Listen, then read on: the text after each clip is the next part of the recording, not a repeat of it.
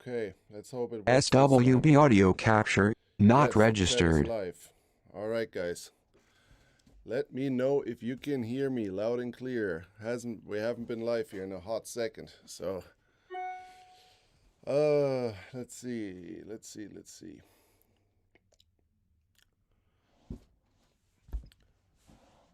If you guys can hear me loud and clear, write something in the chat. Let me know that you can hear me.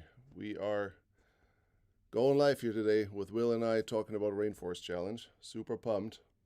I see some likes coming in, but I haven't seen a comment yet. So please write something in the live chat. Let me know that you can hear me loud and clear. There we are. Hey, good evening. What's up, Mac? What's up, Scott? Cool. All right. Good. Wobbles off-road, hooker, I can hear you. Perfect. Ha, we made it work once again. This is such a nightmare every single time to get this whole thing set up. Good to see you guys. Offered Addiction TV, what's up? Greetings to New Zealand. Great to see you on here. Awesome, very cool. Yeah, we got lots to talk about, lots to catch up on. First of all, huge thank you to all of you guys for the great feedback on the RFC video. That I am so pumped that this turned out as well as it did, because man, we put a lot of work into that video, a lot of work, and like it was such a hard project for me, you know, like this was something I've been talking about for almost 10 years. I found a Facebook post the other day that I shared that where I posted 7 years ago, I think, where I shared a video from RFC, and I just said, like, top of my bucket list, one day I'll make it happen. And that was a post 7 years ago, and I know I've been watching RFC before that even, so almost 10 years in the works, and we finally made it happen. And it was a really bad time of year for me to even do this project, because it was right at the release SWB time audio from capture, Hallenbeck, not so I took a registered. risk on that one as well. And yeah, everything worked out, man. Everything worked out. You guys seem to really have enjoyed the videos. We have 130,000 views here in a week, which is great. Super pumped about that. And yeah, this could have gone really wrong, because I didn't know, is this relatable? Is this something people are interested in seeing? You know, like people from, you know, all across the planet, how they wheel, you know, completely different terrain, different vehicles. So yeah, we definitely took a gamble there a little bit, and we won. Super. I'm really, from the bottom of my heart, thank you guys for the great feedback on that video. Yanni worked day and night for a long time to edit all this. I mean, you guys can imagine we were there for 17 days total. So 17 days worth of footage squeezed into an hour, a little over hour long video. It was a lot of work. Obviously, some footage had to stay left behind. We're gonna go through a little bit at least today to catch up on that and fill you guys in on that. But yeah, man, I definitely had a couple sleepless nights over this, and I was so worried about the fact that, yeah, it's just something so out of the norm. You know, I just didn't know how everybody's going to respond. So, yeah, super grateful for the great feedback, man. Let's see what the chat says here. So, what's up, Marvin, Carlos, and Tristan here from Right Trailers. Heck yeah, awesome to see you guys on here. Yeah. Very cool. Matt Melcher, thank you already. Donations are already flying in. Thank you, guys. Thank you. I made a little giveaway package again today, as we always do. So everybody that donates anything into the super chat here today, I have a little package ready to go for you guys. Starting off with a Hallenbeck poster. If you guys want it signed, I can sign it. If not, I'll just put that into the box. Then we got a SWB audio capture, sack, not registered. trail sack, that goes into the box, and a Factor 55 soft shackle, and a Flexworks and Rollovers hoodie, because it's still cold out there in the most part, so you get a hoodie for us this time. So a hoodie, a trail sack, a poster, and a Factor 55 soft shackle. All that goes to one or two lucky winners. We may split this up this time, and I'll pick two candidates at the very end that can win this package. So we're going to find somebody for the poster and the soft shackle, and then we'll find somebody for the hoodie and the trail sack. So yeah, that goes to any kind of donation in the super chat. We're giving away this swag pack here today.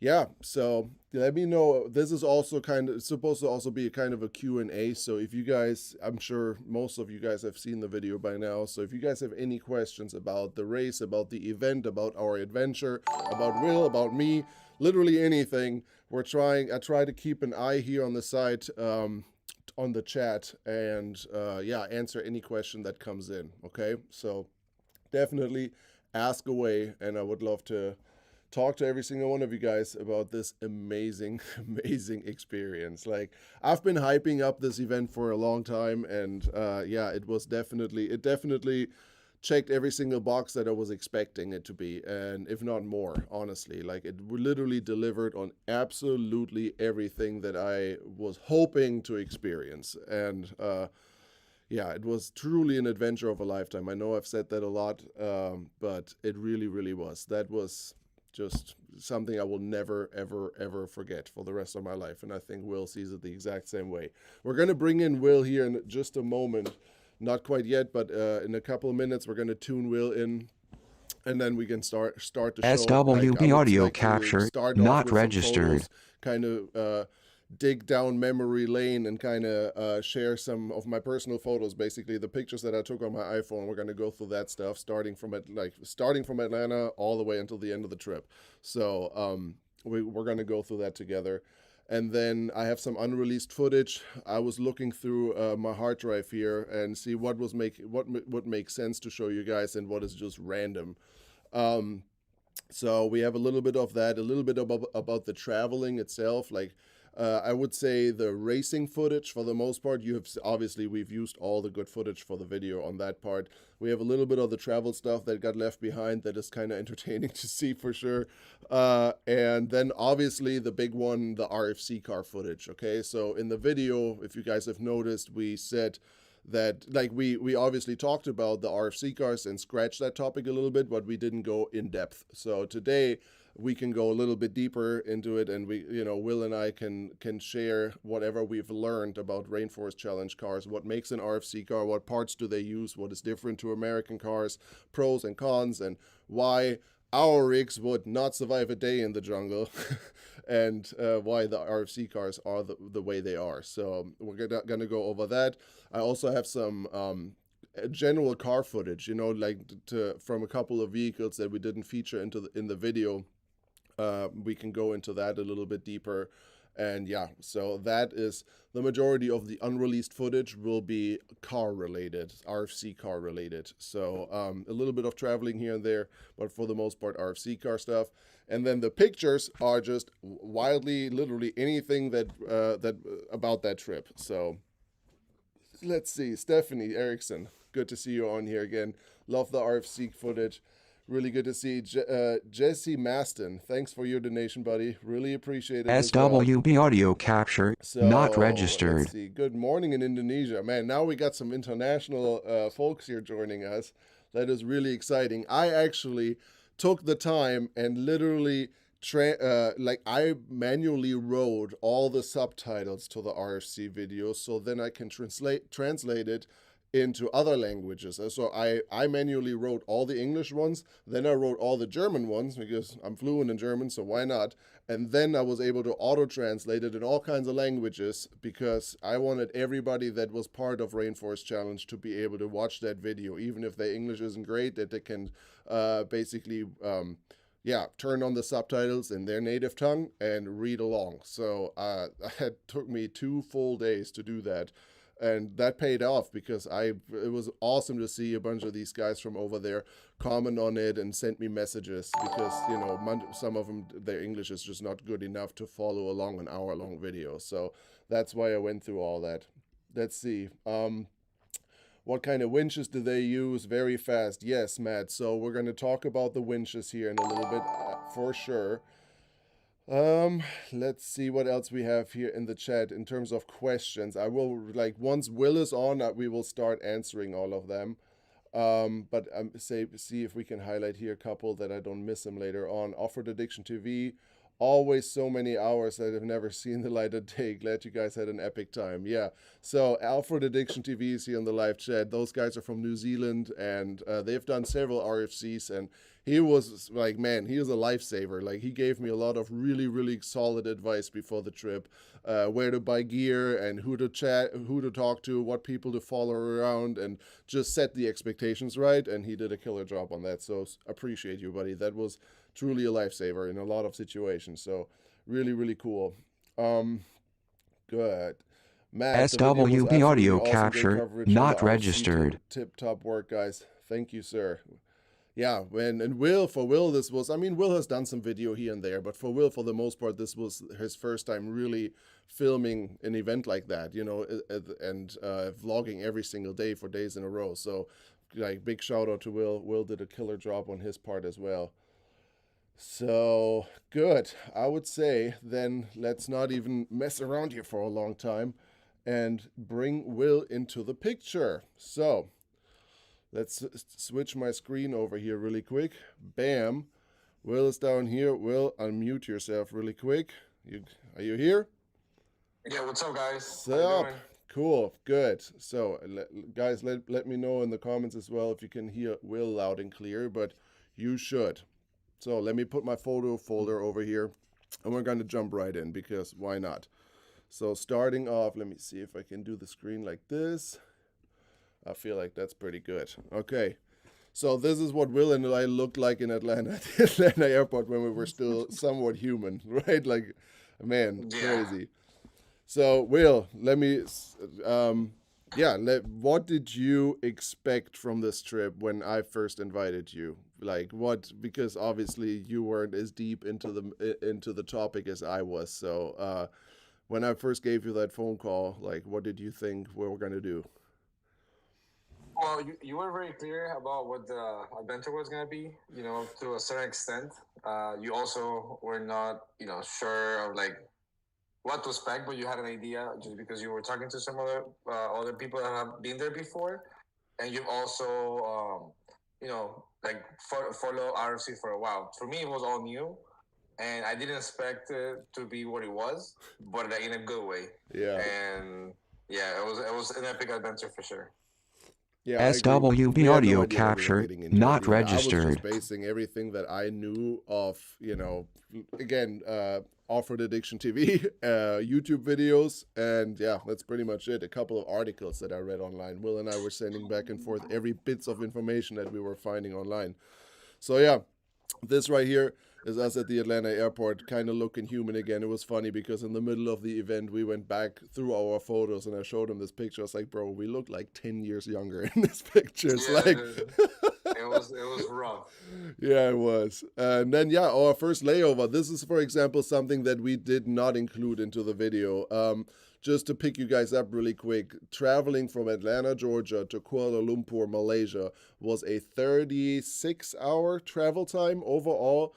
That was 12 hours from Atlanta, Georgia to Istanbul. Then we had a 9.5-hour layover in Istanbul, which that's what these pictures here represent a little bit. And then from there, we had another 12-hour, no, even longer, I think 14-hour flight to Kuala Lumpur. So the travel time itself felt like an infinity. It was crazy how long. The second flight was the toughest for me. Yeah, on the way there. You kind of slept the first flight all the way through. So like, yeah, yeah, it was rough. Like the traveling. I mean, I'm glad that we did it the way we did. I feel like it would have been way worse if we would have hopped from a 12-hour flight straight to a 14-hour flight. Like it was kind of nice to get out of the airport and discover Istanbul for a little bit.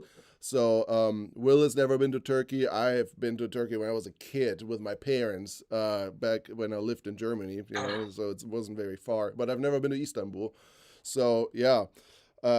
Will, why don't you like give us a little bit of a backstory how that went? So we basically got through the airport, got into a cab, which was that's where the first mistake started because every cab in Turkey is yellow. SWB audio capture, like nice not registered. Parked, and you know he said he's a cab and he can take us into town. So what happened there, Will? It did say taxi somewhere, I think. Yeah. But we told him we wanted to eat, you know, typical food from the place. And then he's like, yeah, of course, I take you. And then we got in the car, and he took us to like a bridge where people were fishing. Which is Like what you like see here on the picture. Exactly. So the Bosporus is like the coastal area of Istanbul, like right by the ocean. And we told him like to bring us to like downtown Istanbul. We want to go eat. And like I had somebody I know that lives in Istanbul gave me a little bit of advice on where to go. But this guy was very set on bringing us to the best restaurant in Istanbul. yes, dude. And so he stopped the car. We get out, and he said, "Oh, it's over there." So we just start walking, and this guy gets out of the car, and like tell us to follow him. So we're following him, and all of a sudden, some other guy just shows up like behind us. Yeah, it's like we went down some stairs. So we were on this bridge that you see in the picture, and like there was a staircase in the middle of it that went down, and like he's like, yeah, just come follow us, follow me, follow me. It was already strange that the cab driver would get out of the car with us and like walk with us. All of a sudden a second guy showed up, and he like snuck in behind us. So like some dude here, us in the middle, and another dude there. And William looked at me and was like, yo, we're about to fight here. Like this is about to get really, really bad. Like it was so sketchy. And then we walked down, and the second guy started talking like eventually he was the owner of the restaurant. We didn't really know. He was super sketch. And then we walked down, and there was really like a restaurant mile underneath the bridge, which was kind of strange. No, but you missed a part. So as soon as we came down, the restaurants were on the other side, under the bridge.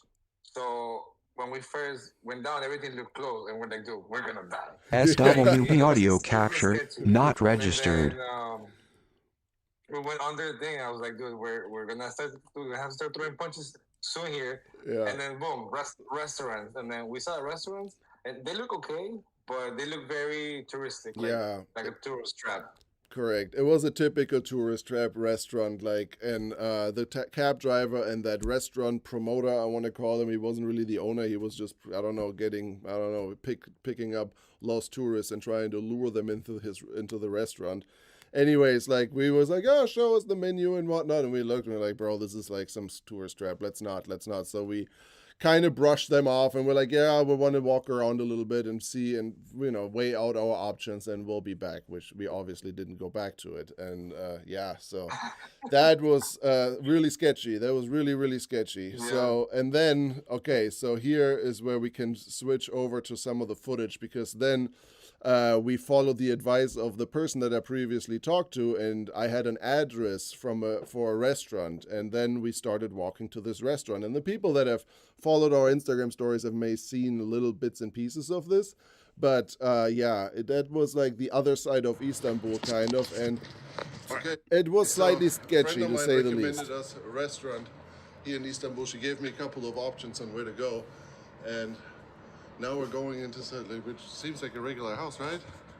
I know, but wait, this is not even the start. This is like the second part of it. Let me see where the start is. This is the start. So this is the sketchy alleyway that apparently this restaurant was in.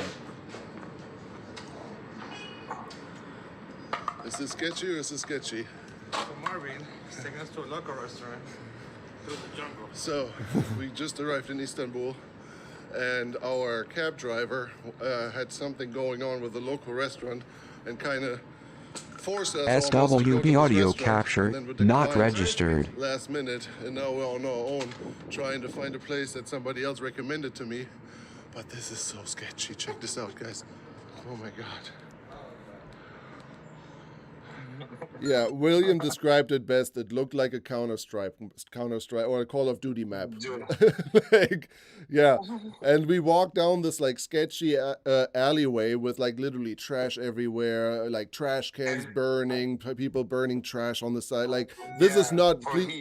Don't get a wrong image of Istanbul by this, by the way. Like, Istanbul is a beautiful city. This was just the wrong part of town, okay? Like, this is like any big city has bad parts of town. This was bad part of town of Istanbul. And it was after hours, so everything was closed and looked like, not a place to be. So, Yep. and then the navigation showed us like to go into this like a dead end basically, and there was just an adorned house, like a house that looked empty and destroyed. It didn't look like there was anything in it, but that's where the address showed us. And then we asked some dude on the side like, yo, do you know where this address is? And he pointed then to that house. And was like, bro, Yeah. you know what I'm not gonna do? Walk into that house. I was like, come on, man, come Dude, on. it looks so sketchy. So yeah, this clip now. This is like that. Then we finally figured. So a friend of mine recommended us a restaurant here in Istanbul. She gave me a couple of options on where to go, and now we're going into which seems like a regular house, right? I know, but You're right. the first thing I said is I'm not going up the stairs. Here we are going up the stairs. Dude, and I think that's where I show. I gotta say, we've walked through some sketchy streets, and everybody keeps talking to me in Turkish because they think I'm from here, because I look Turkish apparently. So this is the only reason Marvin brought me here to translate, even though I don't speak anything. SWB So, audio we walked capture up and down not this freaking staircase. registered. It was what, in the 5th floor or something, and like literally, guys, like windows were smashed in, trash was on the floor, like Yeah, it was very weird because every bottom floor before the restaurant was like abandoned. Like there was like it looked like it just got robbed or something. It was weird. yeah, it was really, really bad. And then we actually made it to the top of the restaurant, or we actually at a certain point. The restaurant unveiled itself, and there was literally a glass door in this building that you just saw. Was literally a glass door, and behind that glass door, a very, very nice restaurant where we had phenomenal kebabs, and the hospitality was super on point. The food was absolutely Yes. amazing. We had a great view over the entire city, so that's how we turned that around. And then they had a pretty cool rooftop. We took some pictures on. You could see Istanbul here in the background. Yeah, so that was that experience. And like I know it's kind of hard to maybe follow along if you haven't been there, but we I don't know, we just wanted to share that moment because it was very, very sketchy and definitely a good start of the trip, I guess. Like we immediately were in adventure mode after that. Yeah, dude, it was epic. It was And the insane. food was amazing, dude. Yeah, and then your people are saying, "Oh yeah, I 100% remember those Instagram stories." Oh man, but yeah, again, like the Istanbul part, again, besides the sketchy cab driver and then the sketchy street, the food was unreal and super, super good. And the people that worked in that restaurant, they were excited Americans made it in there. So, that we just very, very good service. We had a good time there, man. Yeah, here's a little bit more Istanbul. Some mosque. We just had a couple hours there because at the end of the day, a 9-hour layover. It was an hour cab drive to downtown Istanbul and an hour back. So there goes 2 hours. Yeah. Then it was an international flight. You want to be back at the airport 3 hours before. So we ended up only having like 3 hours in the city, and then that's really all we had. But it was way worth SWB it. audio capture Yeah, not then we finally registered. made it to Malaysia. That is right outside the Kuala Lumpur airport. And yeah, that's something different. Yeah, I got picked up at the Kuala Lumpur airport and like from a guy named Peter. You saw him really quick in the video, the guy that confirmed with us that alcohol actually isn't illegal in Istanbul. And we got kind of excited about that because we thought this is... No, Istanbul, Malaysia. Malaysia, sorry. Yes. So anyways, and then yeah, in the meantime, this is why this photo now comes up. Lewis, the event organizer, shared the route of RFC with us. So that is what this is. So this kind of shows how we traveled around and how the different stages kind of worked, like where you started off as, and then registration, prologue, which was kind of like not the qualifying but the ease into the event, and then the different stages. So we kind of made it through that part. And then we finally arrived in downtown Kuala Lumpur, these famous Twin Towers here. Our hotel was like not even 5 minutes walking distance from that. So that was really cool and eye-opening. Like first night in Kuala Lumpur was freaking rad. Like we had just eye-opening, both of our first time being, in Asia and especially in Kuala Lumpur. So we didn't know what to expect and had a very pleasant surprise there. It was really, really nice. So, super modern. What did you think about the city? Like, how would you describe Kuala Lumpur to somebody that's never been? The city. How would I describe the city? Very pretty, I guess. Very like a New York, smaller, obviously. Like way cleaner, simpler. way cleaner. Like, but very very busy. A lot of people all the time, everywhere. Really hot. yeah, it was hot. Humid. Yeah, it was hot and humid. That was kind of the theme for the entire trip. In the city, it wasn't as bad as in the jungle, but still hot and humid. But I have to say, I was surprised of how clean it was, how organized everything SWB audio was, capture how not registered. yeah, just like overall, like the spirit of the people, like nothing sketchy, no freaking crackhead homeless people. What you would expect that Yeah. every big city Well, usually has. when we walked to Chinatown, it got sketchy for a second. Yeah, but we thought it was sketchy, but there was nothing because we remember Turkey. We still had Turkey in the back of our head, Yeah. but there was nothing Yeah, that's true. sketchy that happened to us, or there was nothing sketchy about it. Well, yeah, then we kind of made our way through Kuala Lumpur and kind of discovered that, yeah, the OG Red Bull, man, this was intense. Horrible. Yeah, I was hearing colors after drinking that, man. I couldn't like that was really strong. It's a Red Bull, but it doesn't have any carbonation in it. Yes, So so it is very sweet. it's very sweet and it's flat, so it's just super strange. But I had to try it. So yeah, and then the first night, like, let me go back to our videos because then we can kind of catch on from that. Like, we went to Chinatown in Kuala Lumpur and had our first meal. This almost made it into the video, but we didn't want to bore you guys with too much, like, food and stuff. Like, you clicked the video because you wanted to see a rainforest adventure and not a city trip. So, like, we had to cut this out, but it was kind of funny, actually. So...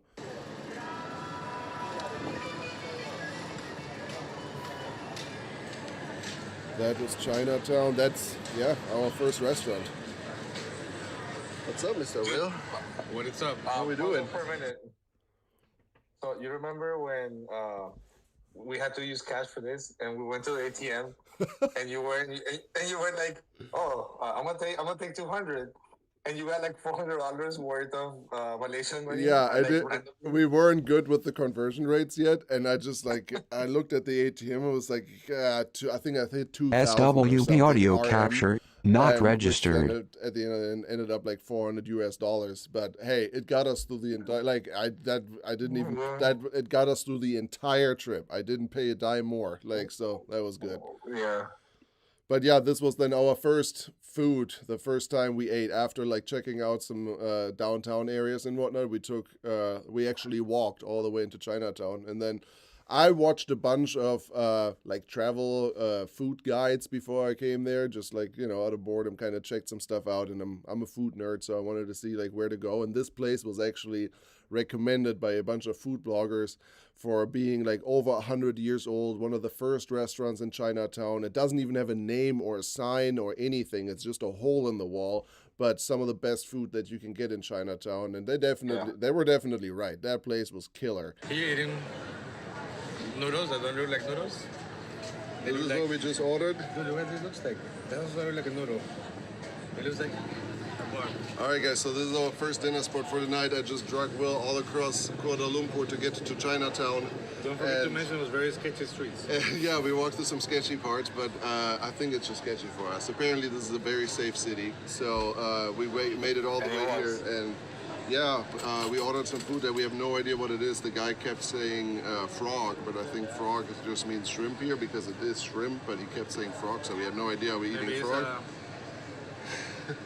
So I'm excited, man. I'm excited to try this. So yeah, first night in Kuala Lumpur, man, and bam, street food action has started. It has begun. So let's see. Let's see what we got here. Spicy? Yeah, it's one chili sauce. Least hot? We had absolutely no clue what we were eating there, No thing. but it was. Do you have soy sauce?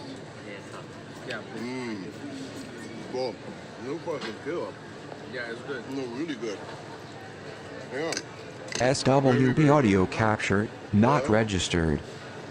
So good. I don't know what it is, but I like it.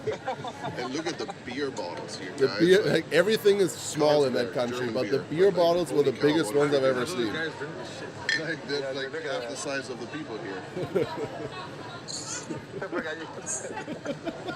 So yeah, what do we have here? We have noodles with shrimp, we think, or frog.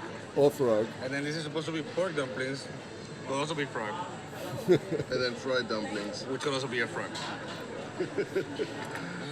Check out this place. Let me walk you guys around really quick before I stuff my face with food. Check this place out.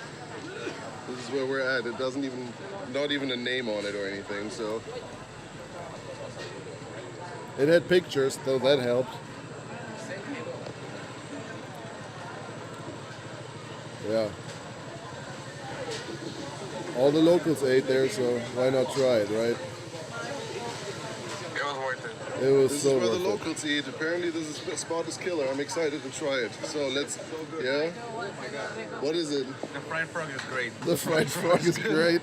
Okay, good. All right, guys, we're gonna stuff our face here really quick. Let's see what happens. Let me try the fried frog.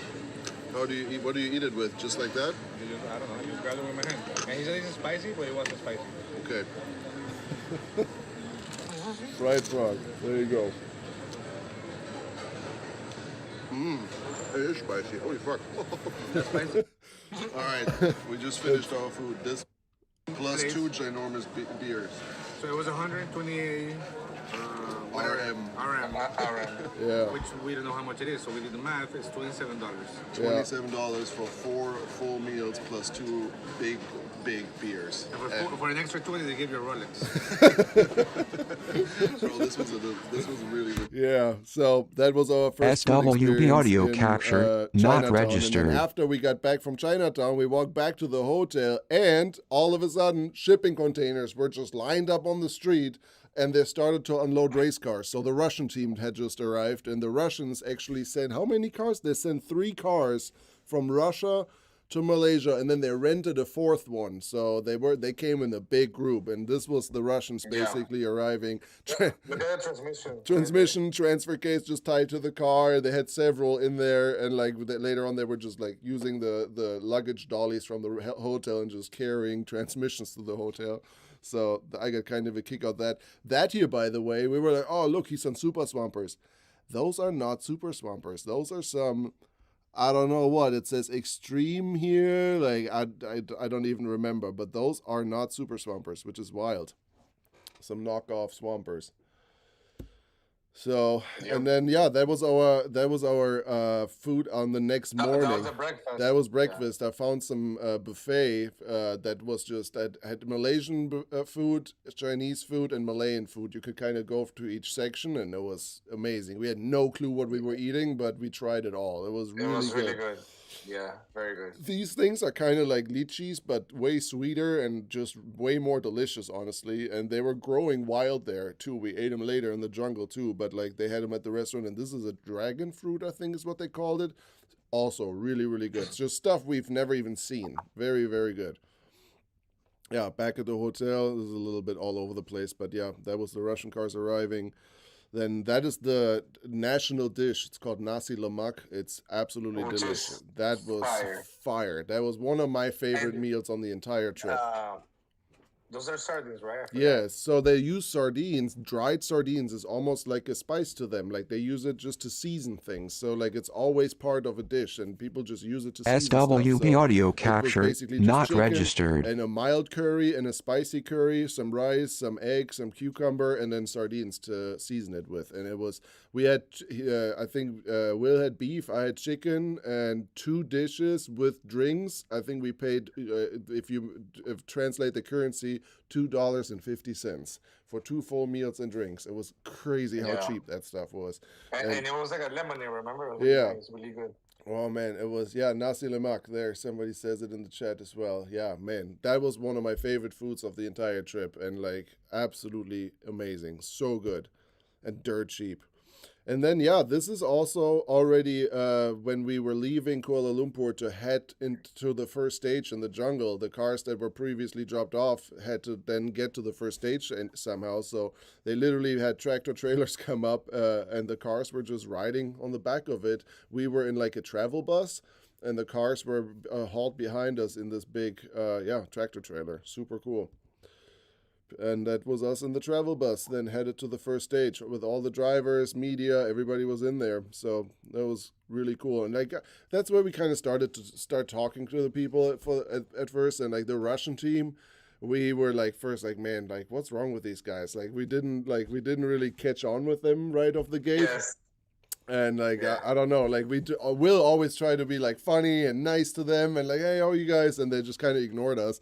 And like, what's wrong? And like later on, we figured out that only one of the 10 guys actually spoke English, so they literally had no idea what we want from them. And then later on, like we became really good friends with them, especially Will. Will started drinking with them every night and partying and whatnot. So like they were amazing.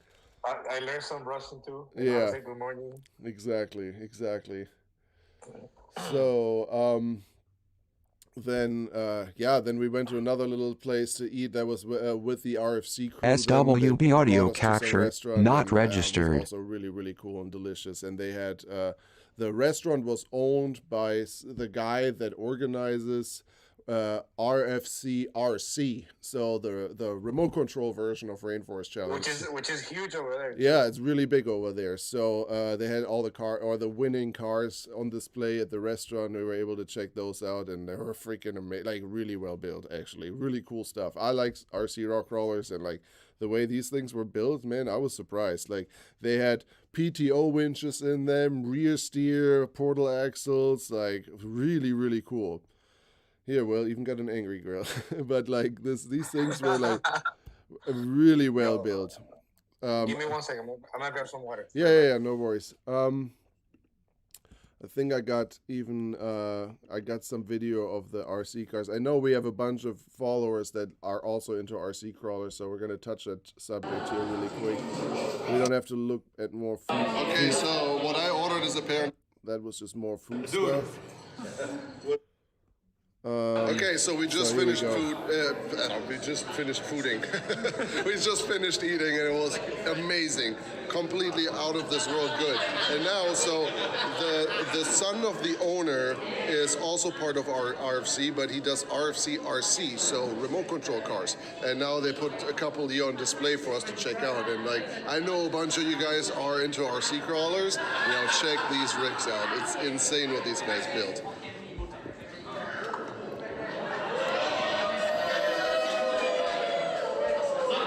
I can kill the sound on this one, but yeah, I was pretty blown away by that, man. Look at that. Look, like the PTO winch in the back and everything. Like I've never seen that on an RC car before. Like really cool. So I'm sure some of you guys will get a kick out of that, man. I was really like SWB audio capture not registered. Car. Like really cool. See back there again, PTO. That one's super cool. Gear-driven PTO winch here in the back. Super cool. Very cool to see, man. Like, let's see. Then the Land Rover here, the JK. All of them were really nice. Super cool. Definitely. And I know, actually, I forgot to mention that. Obviously, there's not a Rainforest Challenge in the United States, but for all you RC car nerds out there is an RFC RC in the United States. So it is really? Yes, and it's in Arkansas from all places, but it is in Arkansas, and it is an annual event, Rainforest Challenge RC in the United States in Arkansas. So you guys can research that online by yourself. I know that there's a bunch of info on it. I think it's even mentioned on the RFC global page. So, but yeah, that's actually a thing. So you can actually experience that in America if you have an RC car and you're into so that how was stuff. that, man? What an experience, huh? Yeah, that was after the food. That's just more food blah blah, basically. We don't have to go into that detail again. We almost felt like food bloggers at Yeah, that point. really, but it was cool. So now we're getting into the cars.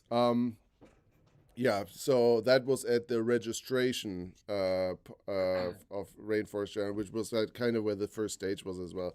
Just a really clean Land Cruiser here. That was the opening ceremony. Rainforest Challenge does a phenomenal job with all that. Like the way they open the event, they just make everybody feel special there, and it was really cool. Like it wasn't just a parking lot, drivers meeting. No, like they had a freaking gala room, and like everybody said something. The whole RFC team was there and explained the event and highlighted the different teams and people. SWB audio capture not registered. So that was really cool to see.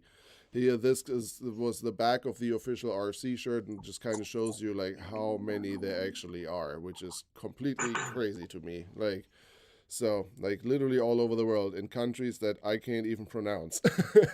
So that was pretty wild to see to me. Like, I really, like, I don't know, just wasn't aware that. I knew that there's some in Poland, for example, and I know there's one in the Philippines and whatnot, but that many, definitely cool.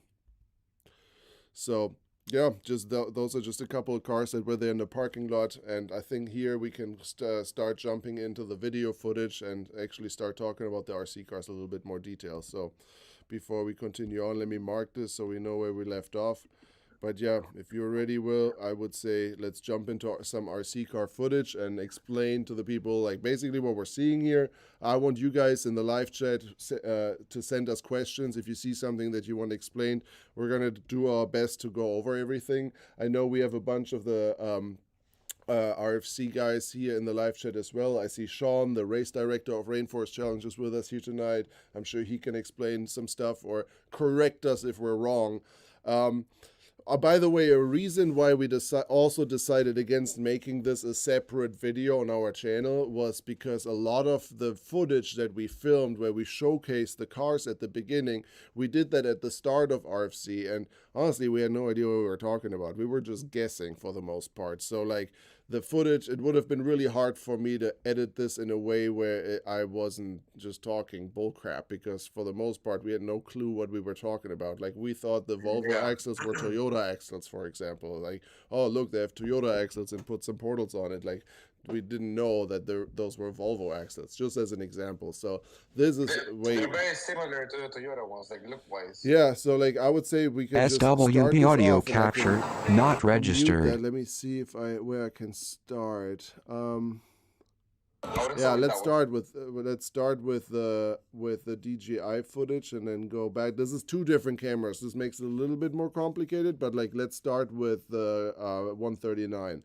And I would say, yeah, let's just rock and roll, and I can stop the video whenever we need to. Yeah, this samurai right here, I think this guy is the owner. Maybe we can get him to say a few words about it, but let's deep dive into this baby because it is sweet.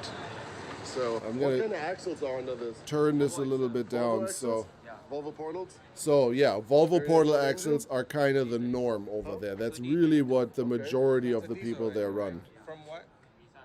Nissan? So, and for those that were asking what kind of diesel they were running, so this team was very visibly running a diesel engine in this thing, rolling coal through the whole jungle. So it's a Nissan QD, I think, wait, here, Lawrence here is mentioning it. It's a weird Nissan diesel engine, and I did some research. They come in like delivery trucks, like Nissan delivery trucks, basically, is what this motor comes out of. But it was like a 1.8, right? It was a yeah, it motor. was relatively small and had a big turbo on it. Huh? QD32. Okay. QD32. That's what it was. So Lawrence, by the way, was like the youngest son of the Malaysian team. Shout out to Lawrence, and he goes to an international school, so his English was pretty good. That was our way to connect with that team right off the gate. So That's a diesel engine, right? From what? Nissan? Nissan? Control? No, Nissan truck. Okay. Oh, okay. Ooh, nice. Okay. What do you think? Dude, it's pretty wild. So, what's impressive to me is that this is the closest I've seen to what we build in the States. Yeah.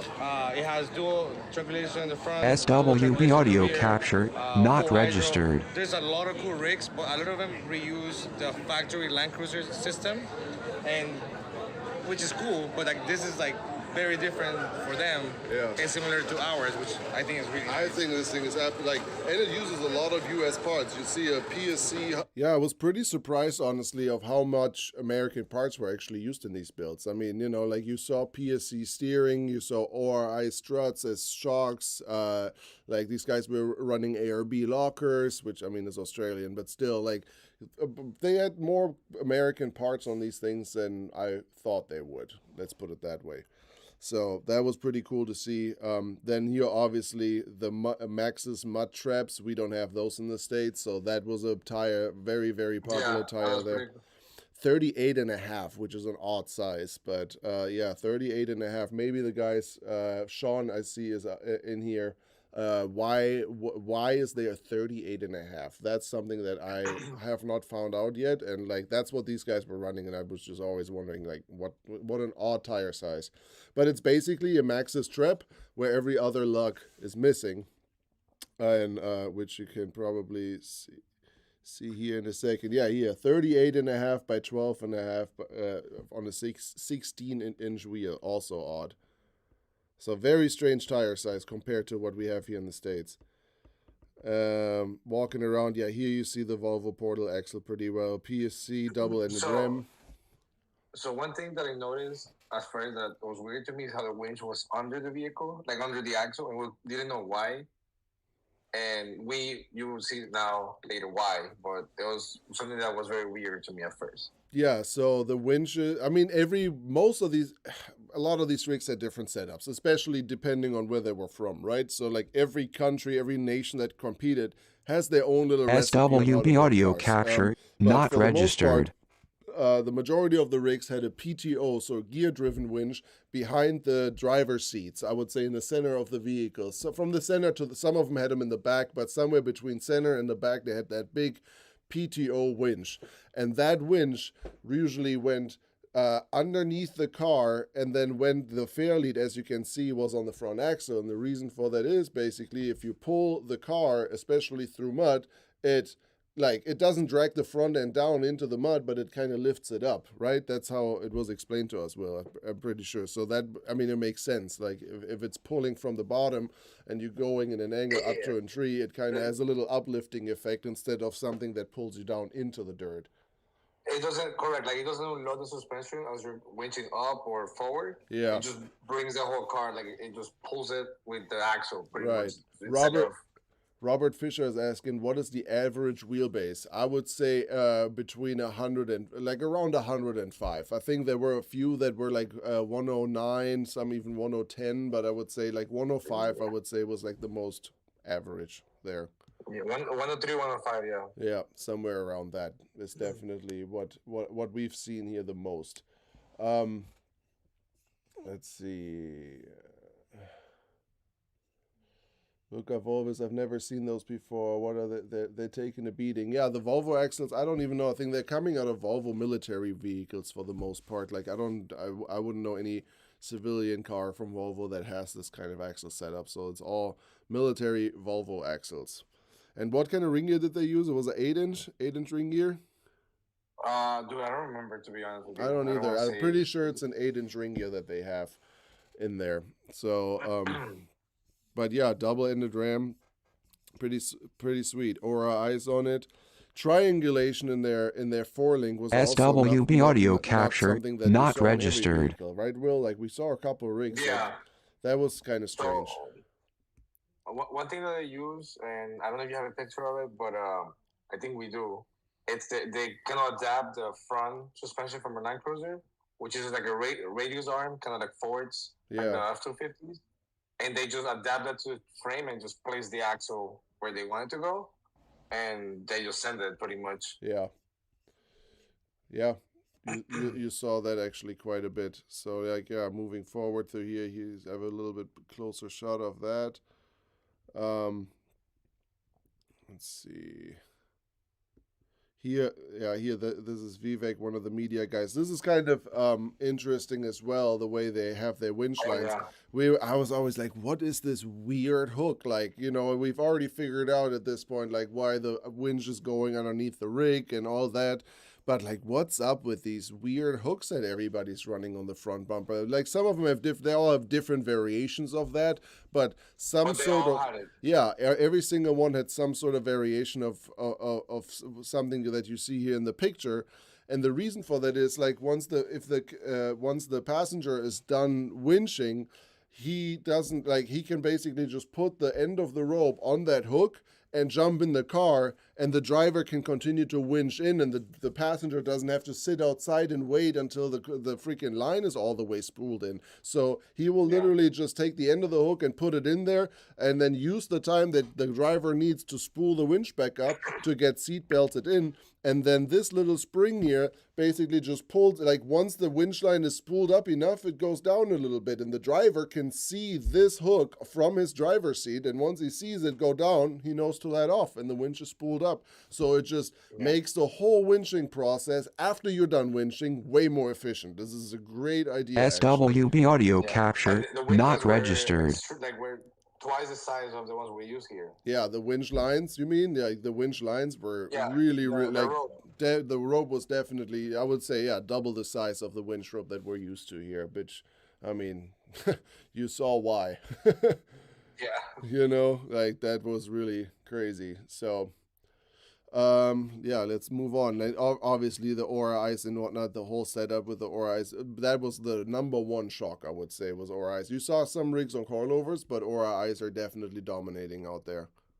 I think the Suzuki with the super motor had coilovers. Yes. Something else that I just saw that I haven't touched yet is this right here. So the majority of the cars there had some sort of hook or little nub coming on the side of their rig, and we were wondering what that was. It looked like a ram mount or something. It's like, yeah, maybe they put a GoPro on it or something, but no, that's not what it was for. It was way too heavy duty for that too. So what they use this for, if they have to pull the car in a 90-degree angle, right? The car is stuck, and they need to, or the car just needs to go in a 90-degree angle.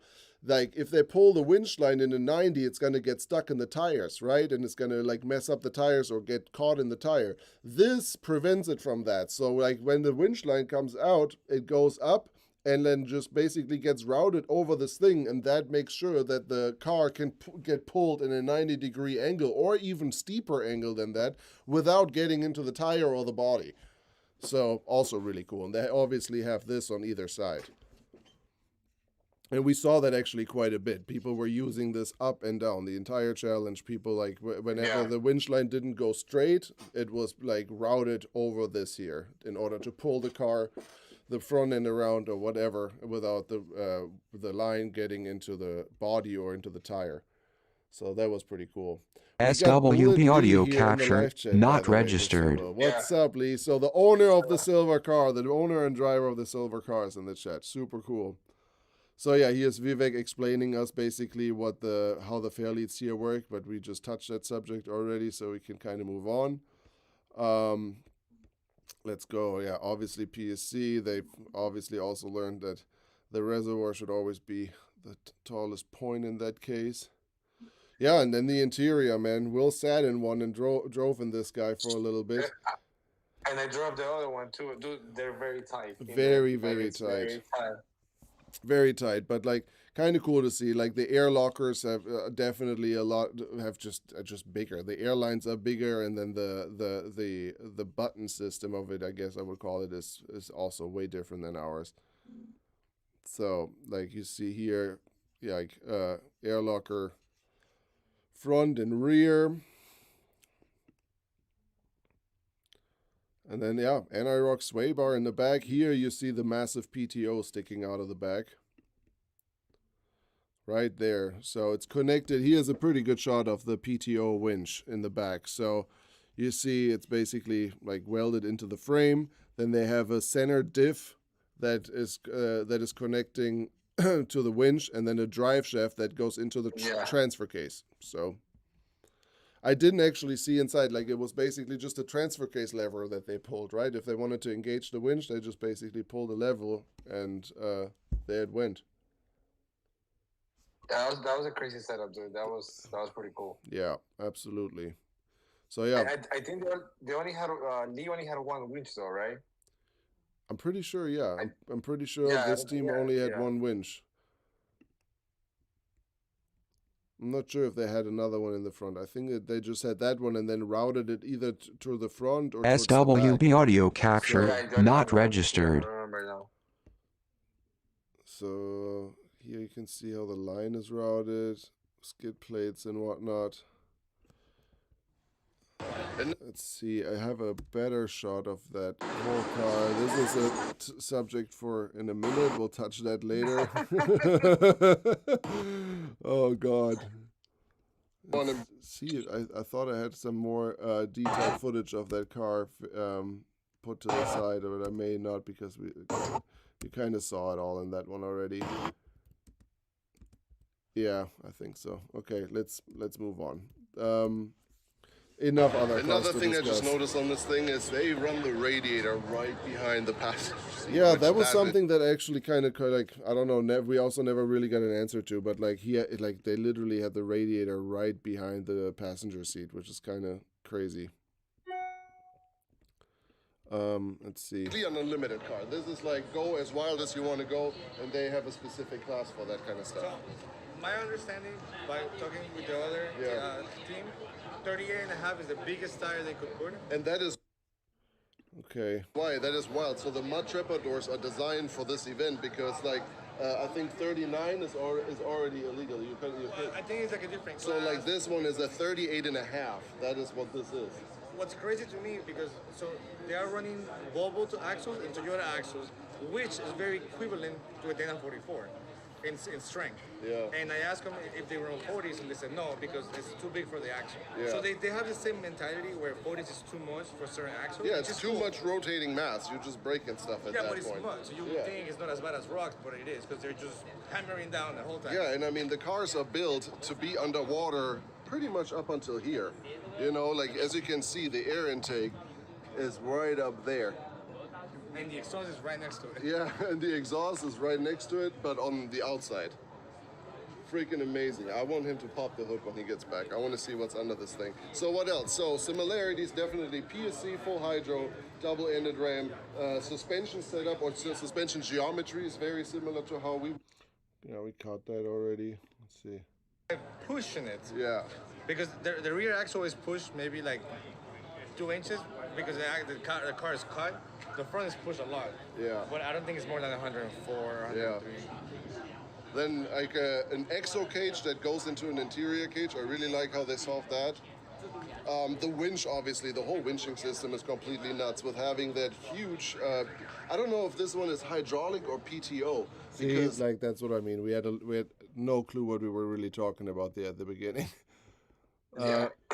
Let's go move on here a little bit to the next one. That was cool. The Russian car. Like let's go move on to this guy really quick because that was actually pretty interesting. And again, another recipe on how to. those are all countries that are present here and compete. Here's the Russian car.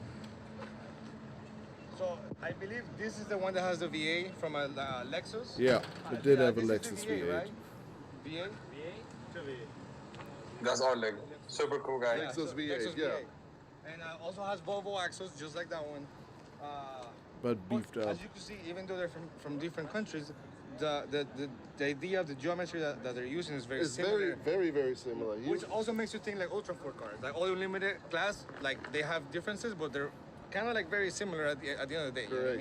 mean? This guy is running his winch in the front. It's a giggle pin dual engine 24-volt winch that this guy's got in the front. The trail gear double-sided ram. Also Volvo axles, the same kind of axle setup, even though his portals look a lot beefier than the Yeah, other they had guys. definitely custom built portal boxes. Like they looked a lot bigger You can also than. see it's also a Suzuki Samurai. Yeah. The wheelbase on this one is slightly shorter. Slightly shorter, and like also the shocks, the Aura eyes on this thing are, this might be a Tiny. 10-inch. A 10-inch. I think he did say it was a 10-inch. It's tiny, but like, you know, it's high up on the knuckle, I guess. Like would you call it a knuckle? Yeah, right? That's a knuckle. Well, yeah, that's The stage, get back out and hit the timer again. And in order to save time on that, these guys came up with these little... That I thought was really cool. So like you guys saw the way they race, right? They have to like they start outside their car, hit a timer, run to the car, and then they have to get seat belted in, and then take off and do the same thing again at the end of it.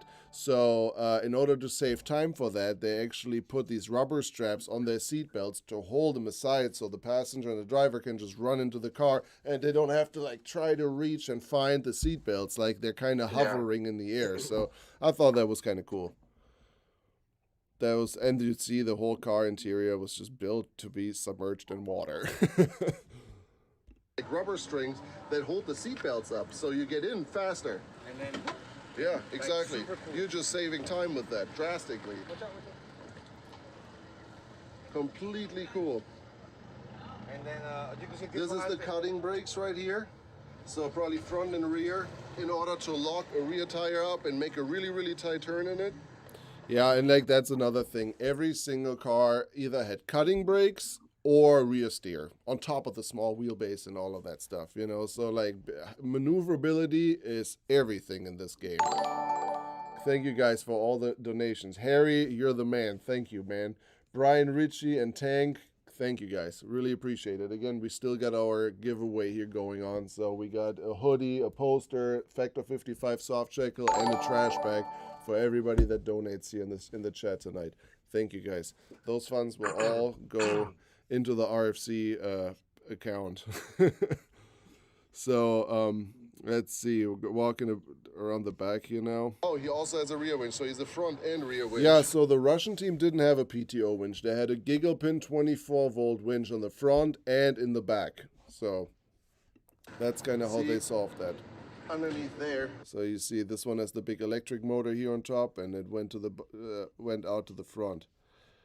This one went out to the rear. I mean, it had one in the front and in the rear. So these two, the 139 and the 150, which is this one, were probably two of my favorite vehicles. yeah, absolutely. And Pinky. And Pinky. I would say like 139, the Silver Samurai, then the Orange Russian Samurai, and the Pink Land Rover. Those were the top 3 best rigs in this entire event, in our opinion. Oh, and the Watata Vietnamese Jeep. Yeah, that's true, man. The Vietnam team has a special place in our hearts too, man. Those guys were just like ref limiter junkies, like Will said. It was just so cool. So cool. So cool.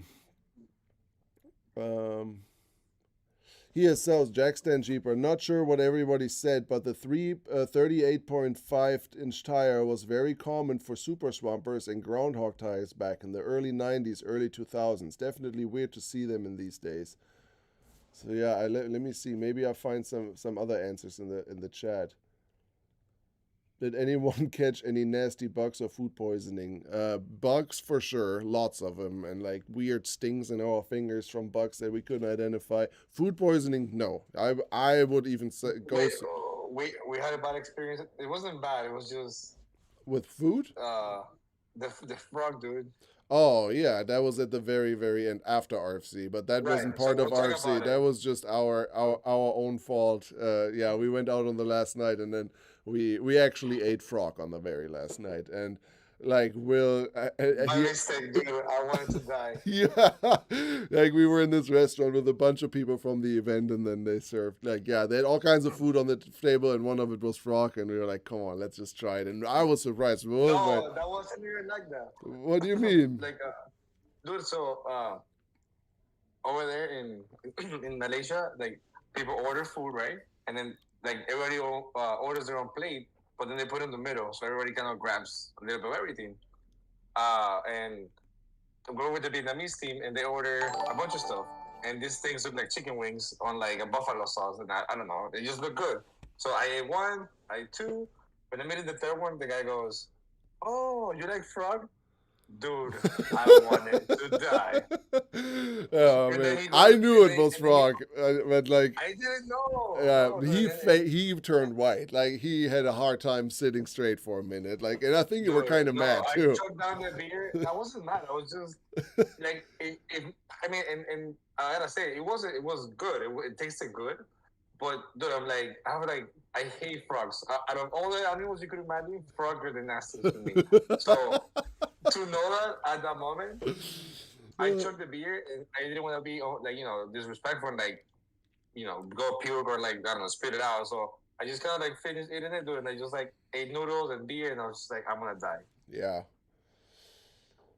Yeah, man. So Doug asks, the winches seemed very fast, or was that imagination? No, they are really fast. Like these winches that you see here, the electric winches are 24 volts, meaning, and dual engines, or sometimes one massive motor. So they have at least double the power than a regular US winch. Ours are 12 volt, theirs is 24. Plus, they have massive engines on it, and you actually can have a gear reduction in them. Like the brake, They have air brakes in them, so you let off the throttle of the winch. You like, let's say you spool in or out and you let off, like it airlocks. Like there's no slack in that winch whatsoever. And yes, they are insanely fast. So the 24-volt winches are already crazy fast. The only thing that tops that is a PTO winch, what we showed earlier, the gear-driven winch that has actually a drive shaft coming from the winch going into the transfer case. Also there, you play with gearing, right? You can make that, as you can gear it the way you want it, but like, bro, like Will said it best, like watching these rigs being pulled by a PTO winch was like you dragging a poodle on a leash just over the asphalt. Like there was no holding that, there was no stopping that. Like if you're not paying attention and you hold the winch line or wrap it around your hand and he spools in, you're losing an arm, guaranteed. Yeah, dude, it's nasty. When that Suzuki, I think you have video of it later, but that Suzuki got pulled. It was like, what the heck? Yeah. Yeah, that was really, really insane. So the 24-volt winches and the PTO winches are both extremely fast. How well did those winches work underwater? Like, totally fine. I mean, even the US winches, you can submerge in water, like the regular winches we have here, and they work fine. They're all, built for that. Like, there's no issues on that. So, I talked to one of the Russian mechanics that built this car. He was there. I can't try to talk to him, and he was able to explain. They obviously take a lot of measurements to waterproof these things. Like, they open the winches and seal them and stuff like that, just to make them more waterproof. Yeah, so like all the cars in any kind of aspect, they are waterproofed. The entire wiring harness, everything electronic is inside the cab, waterproofed to the max. These cars live underwater. They're more wet than they're dry. Oh yeah, the spare tire is actually a super swamper. Look at that. Let's see, what else are we talking about R1 here? car, and there is also an R1 car, but that is more homemade. Yeah. And as what I was told, that has been the champion. Which is crazy. So okay, we're gonna move on to the next car, okay? So now I showed you a car from Malaysia, then a car from Russia, and this is a car from Japan, as far as I remember. China, okay. And now we're going to the Chinese car. And again, guys, please, I want to say this really quick. Whatever we say here, we don't mean that disrespectful in any kind of way, but it's just just like at every race, you will find stuff like this at King of the Hammers. You will find stuff like this everywhere. This car actually didn't even, I don't think, made it through the tech inspection because he was not competing, but he was kind of part of the event. Every couple of days, he showed up all of a sudden and kind of just wheeled. Like, he just wheeled his way around. He wasn't really I don't know. I don't think he was racing for points. He was just kind of there to have a good time. And he's a friend of the event and brought his car from China. And here we go to the car from China. This is apparently a winning car. Which we misunderstood. It's not a winning car in Rainforest Challenge, but in some other local event or whatever, somewhere, or maybe a Chinese event, somewhere he won something, but it was not at RFC. And what this thing, we both looked at this thing this morning for probably 20 minutes and just had huge question marks on our heads. This is very, very... 1 second really quick. I'm looking at the chat and people are saying, you think you're going to be the first American race team to join this race? And then Offered Jackson said, they've already been raced by an American, JT Taylor, back in 2015. That doesn't count as an American team racing RFC because he was just a passenger. So, and it was not in an American car. So, yes, we still have the opportunity to be the first American team to actually race RFC. JT Taylor from Ultra 4 was a passenger with somebody once, but I don't even know if the driver was American, and the car definitely wasn't American. So, it wasn't an American team in that sense. It was just they rented a car and he was a passenger. So far, so good. Still awesome. Absolutely. No disrespect, but the title of being the first American team to race RFC is still up for grabs. Was the Russian driver really underwater? Yes, the Russian driver was really underwater in that video. Very different. That was wild. Yeah, that was crazy. I want to make it clear, we're going to point out some stuff, and it's not to disrespect anybody. Absolutely not. But you could tell it's very homemade. the two vehicles and the one that Marvin's going to see later, it looks very professional, made by shops, and you know, these are very homemade. But again, it's a winning car, so who are we to talk about it? You know what I mean? Like, And, so before we say anything more, I'm just gonna show you guys what we're talking about. Check this thing out. It's wild. Boom. Yeah. So it is a Samurai. The Samurai stops here. The frame continues. We're gonna see. I'm gonna show you the whole front end here in a second. We're gonna get a rough overview of the outside first. So the rear hasn't been stretched. It may have even been pushed in. It looks like it doesn't even look like it belongs there.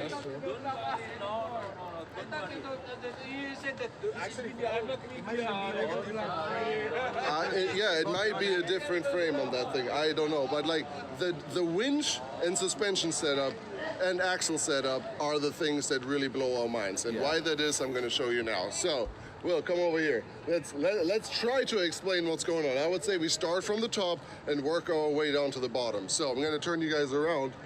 And first of all, I still, until today, I don't understand the winch setup. I have to say, this is like, is this one winch? Is it two winches? Like, yeah, dude, it was weird. It had, like, yeah. I'm very this lost. massive winch. I mean, dual. With chain driven. Chain-driven winch. So you have a differential down here. Yeah, it's a PTO. The chain is connected to. And then a drive shaft that goes to the back. I mean, this is into the transmission, so it's a transmission-driven winch.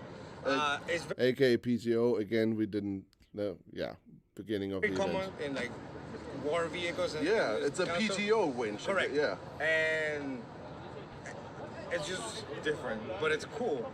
And then the front axle and the rear axle to me is the craziest thing. Yeah. Well, we're going to come to the axle setup here in a second. For now, so you have dual winches in the front, PTO driven.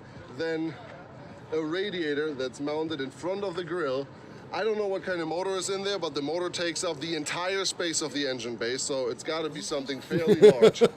And then it has coilovers, short coilovers mounted. This is the stuff we mean about homemade, but again, who are we to judge, man? This thing works. Apparently this is a winning car, so who are we to judge this? You know what I mean? Then you got your steering box right here, and then this is what's really nuts. This is the axle. So, again, this is this is out of a car that we're going to show you guys here later as well.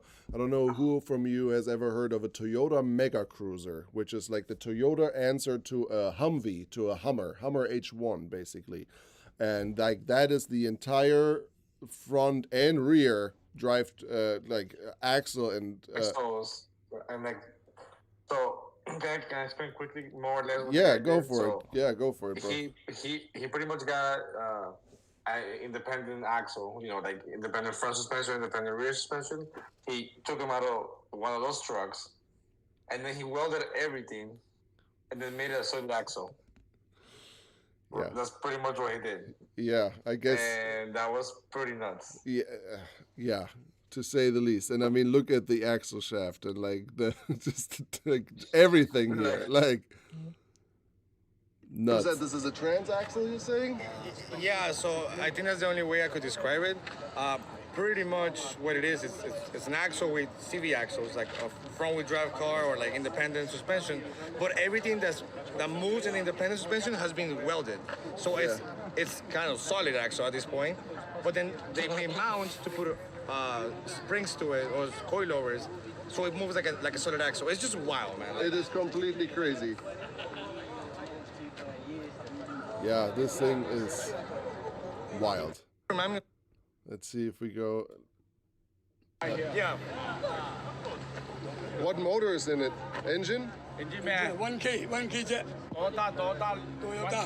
Toyota 1KZ? I don't know what that is. I think it was an inline 6 cylinder. The one that everybody almost had. Yeah. Land Cruiser. 3000. Land Cruiser. 3000 cc. Okay, so if I'm not mistaken, that's the same motor as the Supra, but the truck version. So kind of like you have a 6.2 LS, which is a Corvette engine, and then you have a 6.0 from a truck, which is technically the same, but it's not, right? It's Yeah. a truck version, same scenario in this case. Maybe I'm talking out of my ass, I don't know, but I'm almost sure that's the case. Yeah. Wild. Absolutely wild. Now let's move on to the back. So the front suspension, we If already you thought showed you. the front is rear interesting. similar, basically also out of the Mega Cruiser, but they have rear steer built into it, I think. Is it? Yes, there is rear steer. Yeah, Check but this rear out. steer without hydraulic, so it's a mechanical rear steer. It basically just had another steering shaft and steering box going towards the rear, and then lockout pins. If you didn't like this right here, right? This was Yes. this was a logout pin. If you don't want your rear steer, you just put a pin through it. Like, It has a steering shaft, look. Huh? It has a steering shaft. yeah, Oh, for the rear that has a steer. and it has a pin. So it's like a. Oh, you can lock it, so? So I'm guessing this keeps it straight, and then when they unlock it, the tire is like, they have to like. Yeah, here. What's this? This goes down here. That's the lock? No. No, I think this is. I'm so Here it lost. is. Like, This goes into the axle. Rear steer? Yeah. Yeah. Yes. Yep. 我塞俾你睇。 oh yeah, he's demonstrating. And, 轉彎俾你睇，你去睇海人先俾你睇喎。 You guys are from China, right? 香港。 Hong Kong.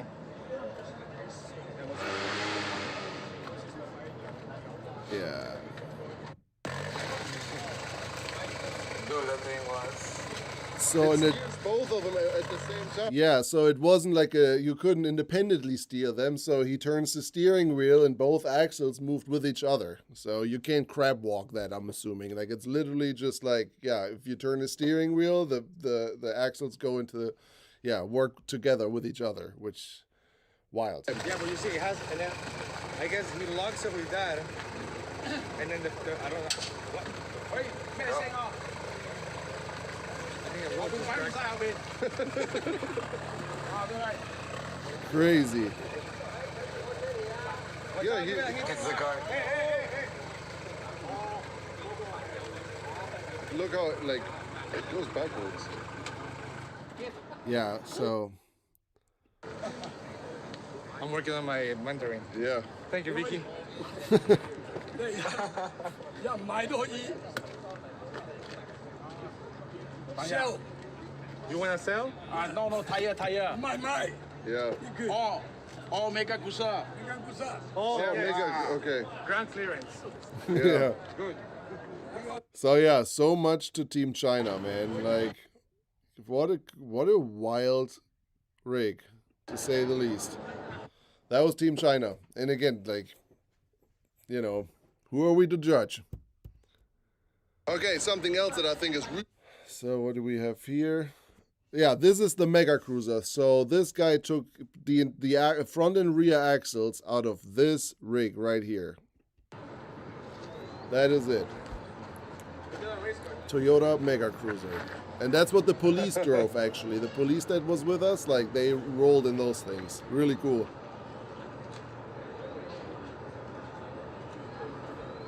Cover for child. Yeah, it looks like a Hummer. Very little child. 1, 2 years. Yeah, yeah.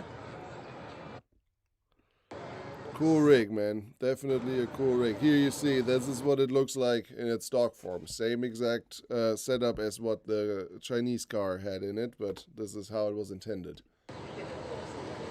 Also, like, if you look at that, like what am I looking at here? Like, what a wild construction, just stock.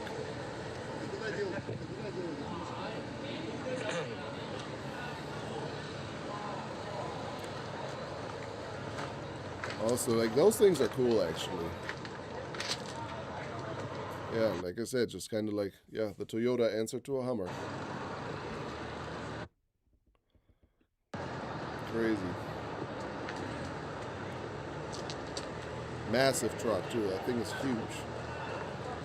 Hey, buddy. So, yeah, here we got the Mega Cruiser. Let's see what else we have coming up. All here. right, moving on to some of the R2 class. Which we thought were R2 class, but we thought it had a 2 on the door, so it's R2, but no, that's wrong. So it's not an R2 class, which is the stock modified class. Anything, Supporting. correct. Every car that had a 2 whose number started with a 2 means support team, chase trucks and support team. So this was not an actual race car. This was just a support truck here. I love the wheel and tire setup on this thing.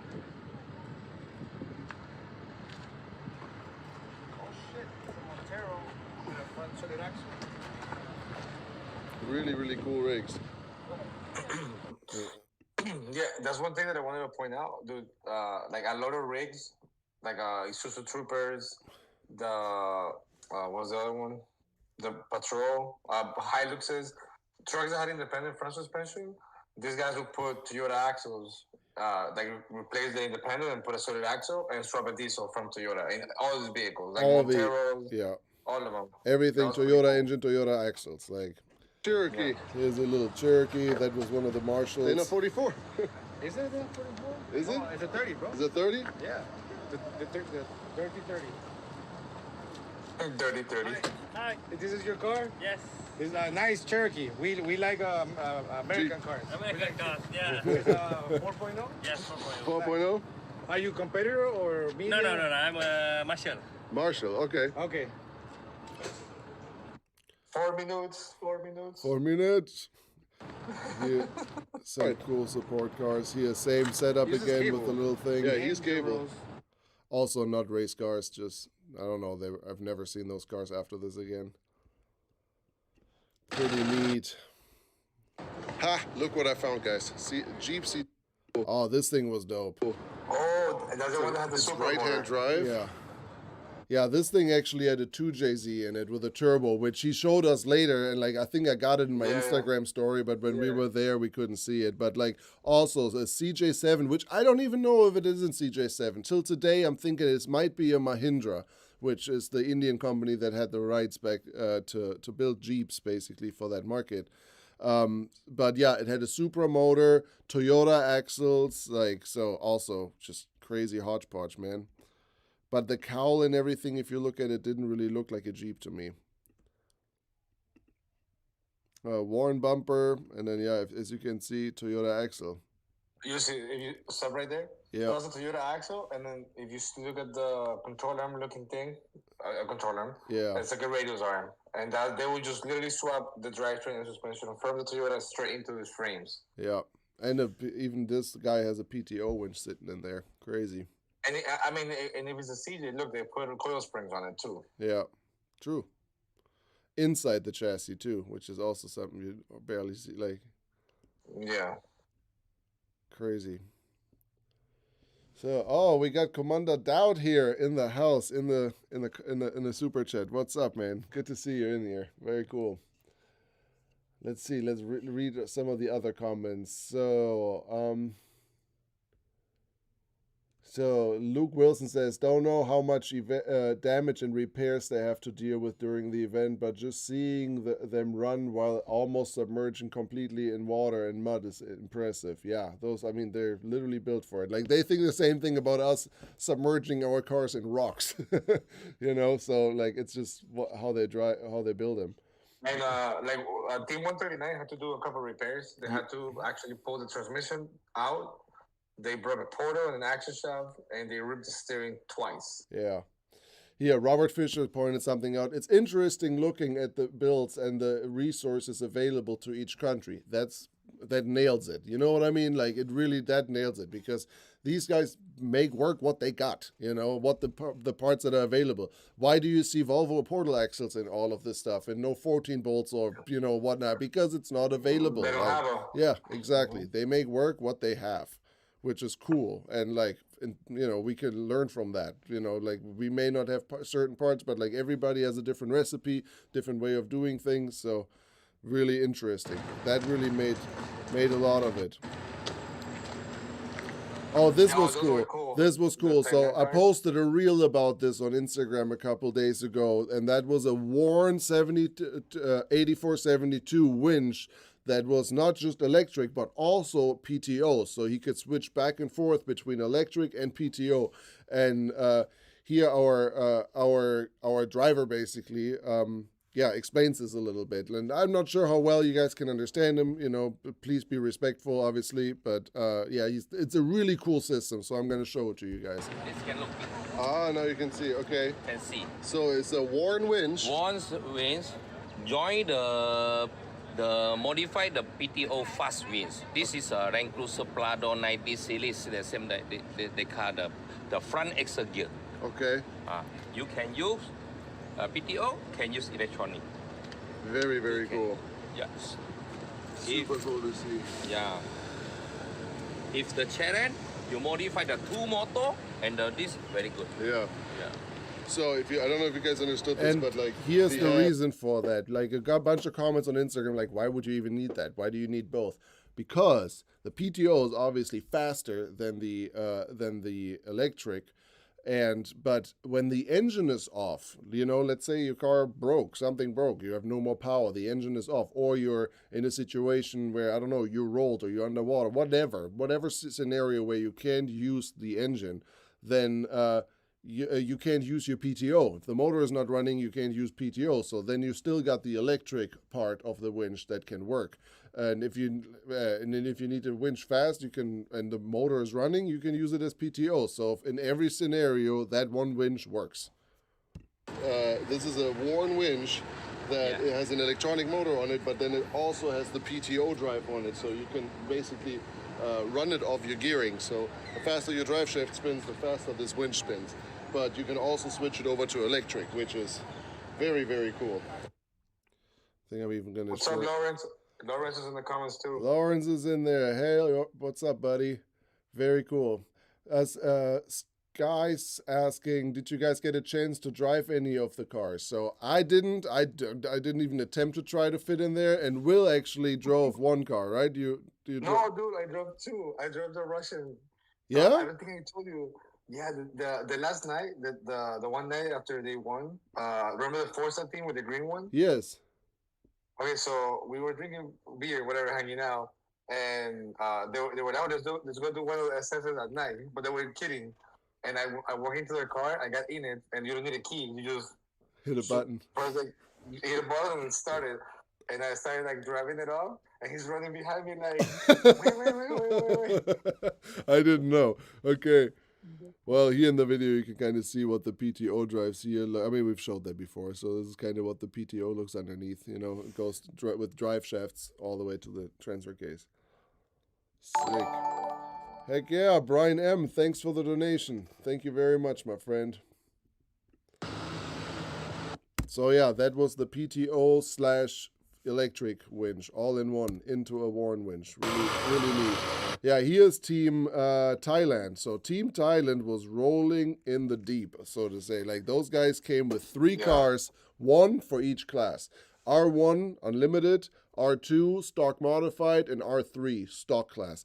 And Thailand brought 1 of each, and all of them had... And one of the drivers, and there is their son, the wife, and I think is the dad. They each have a vehicle. Correct. It's a family that races. The wife is actually the most winningest driver out of them, which is cool. I think her name was Sakura. Sakura, yes, super cool chick. So that is the This right here is the R3 car. The stock class car. Had a boosted Honda K series engine in it. I don't know exactly. That thing was insane. That thing made some sounds and like it was spitting flames out of the exhaust. That thing was so rowdy. The turbo noises this thing gives me chills until today. So cool. And so this thing was absolutely nuts. For a stock car, man, like this is everything you can tickle out of a stock car. That's for sure. Or a stock class car. This is the R1 car. This is the Unlimited car, I think. That was Sakura's car. No, that one's Sakura's. This is the one with the rear body panels. That's Sakura's, yes.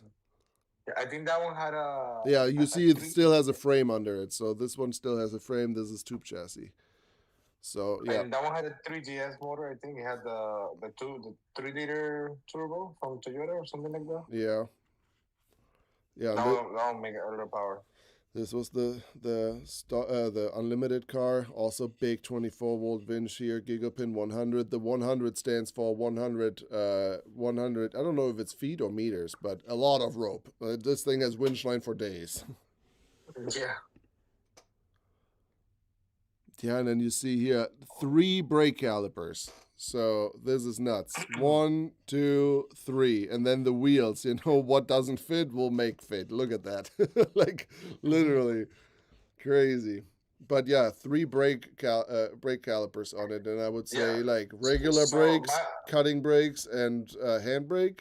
Like I don't know. No. So it was so they explained it to me was the regular brakes. You know, when you hit the pedal, they had one that was like together on both rears, and then one that was independent of each wheel. Oh, okay. To each wheel. So if you wanted to like, I guess like drift it, or that would work as an e-brake as well. They would just hold it, and the whole both rears were held. E-brake, that's what I meant. Yeah. So like you have an e-brake. Yeah, but they use it also for sliding. So I guess yeah. Yeah. So yeah, regular brake, e-brake, and then cutting brake. All like so, everything was filled out with freaking rotors back there. Crazy. And then also, I don't know what the sidewall looks like a Maxxis Trap, but it's not. It is a Delium tire, Delium Terra. Maybe I say it right. Maybe it's Elium or Delium. I don't. Wild, definitely wild. The tread pattern is almost like a bogger. The side profile is more of a trap. Crazy. Crazy. I love the mud skid plate here. So like, yeah, this thing is built to be buried in mud as well. And then both of the winch lines, PTO and electric winch, come there to the front again on their crazy hooks. Yeah, and then here's Sakura's car. This thing was sick too. He's got 2 winch lines in the front. Yeah, this I thing. They were running E85 as well. Yeah. You super like pollution. This thing smells like pollution everywhere it went, and it definitely, it sounded really good, and I don't know what kind of body panels it had here in the back. It almost like it reminded me of a Mini Cooper. I don't know what that is from, but like definitely we said it was a Mazda like a or something. Datsun pickup or something. Yeah. I think so. I don't know. But it even had pedal shifters inside. So, and like in the that's true. It had pedal shifters. The interior of this thing is pretty wild. So, and here in this video is kind of cool. Now you can see them all just lined up behind each other. So, unlimited class, stock modified, and stock class, all in the right order behind each other. So, yeah, they were definitely rolling deep. Cool team. Very, very successful drivers. They've won a lot within the RFC world. Yeah, now we're in a different location, but still just kind of like this was a support car, not a race car by any means. A Mahindra. This is not a Jeep. This is a Mahindra, actually, for sure. I love this little hood ornament that he built himself here. Super neat. But here you can see the side. So this it looks like a CJ7 from the front. But then it's a 4-door. You see how crazy the door panels and whatnot are. The cowl is definitely a little different. Got a snorkel coming out. Yeah, just the fact that it's a 4-door. A 4-door CJ7, and then the rear looks like a Toyota almost, huh? So, what a wild thing. Good morning, guys. So the Vietnam team. They shipped 3 cars from Vietnam to Malaysia, and they had to delay. So the cars arrived at some point, and then William went and checked those out. Those were really cool too. One of them was a Jeep, Toyota. They were waiting 2 on Jeeps their and a car. Toyota. It got held up in customs. So they have it here now. It looks pretty interesting. I'm gonna show you guys this vehicle right now. So it has this right here. It reminds me of a drift car. And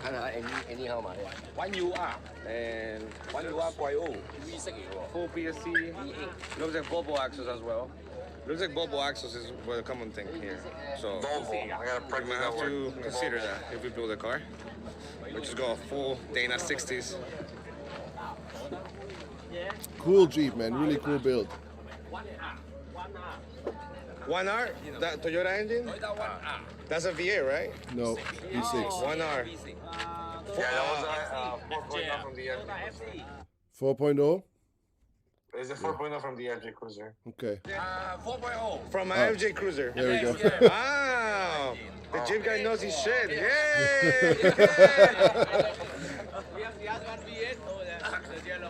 Okay, let's go see it.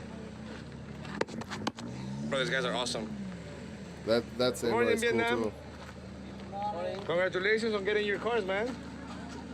VA? They don't understand. V6? 4-cylinder turbo? Diesel. 32. Same engine as 139, QD32. Same engine. Yeah. Oh, that was a Nissan. Same yeah. exact motor as the Silver Samurai. Oh, Nissan engine. Bro, this T is amazing.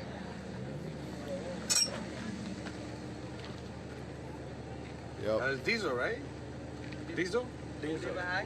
Wow. Dual alternators. Look at that. I guess that's for the electric one. Yes.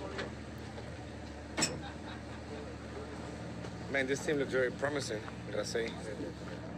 Super cool rig. I don't know if we show the yellow one in here, honestly. No, not on this. I think he was somewhere else. He was somewhere else, yeah. But here, what you see here, by the way, in the background, they also carry earth anchors. So if there's not a tree to winch to, they use these earth anchors that you see on the back of this thing to like bury into the ground. Somebody stands on it, and it just like you can pull yourself. So we didn't really see those in action this time, but apparently they use them quite often there. Again, another tire I've never seen. Looks like a Maxxis trap on the sidewall, but then has a different pattern, and it's not the mud trappador pattern. So, not sure exactly what kind of tire that was. Okay. Yep, that's everything that I have in this folder for that, but I'm sure we have more in the picture folder. But let's go back to see on the pictures here, but like also see what the chat says for a second. Yeah, so they were asking what transmission they use for the K series. Yeah. So I'm not sure, but I'm gonna guess it was some sort of Toyota transmission that they adapt to the motor, probably from the same diesel engine they're running. Yeah. What random voice? Does that random voice eventually go away? I read that earlier somewhere, like some sort of audio capture that I have here. Let me see. I'm gonna delete the audio capture now. I hope our audio doesn't go away. I'm gonna delete it now and hope this solves the issue. I've turned it down earlier when I saw it the first time pop up. Super annoying. I apologize, guys. I can't hear that on my end.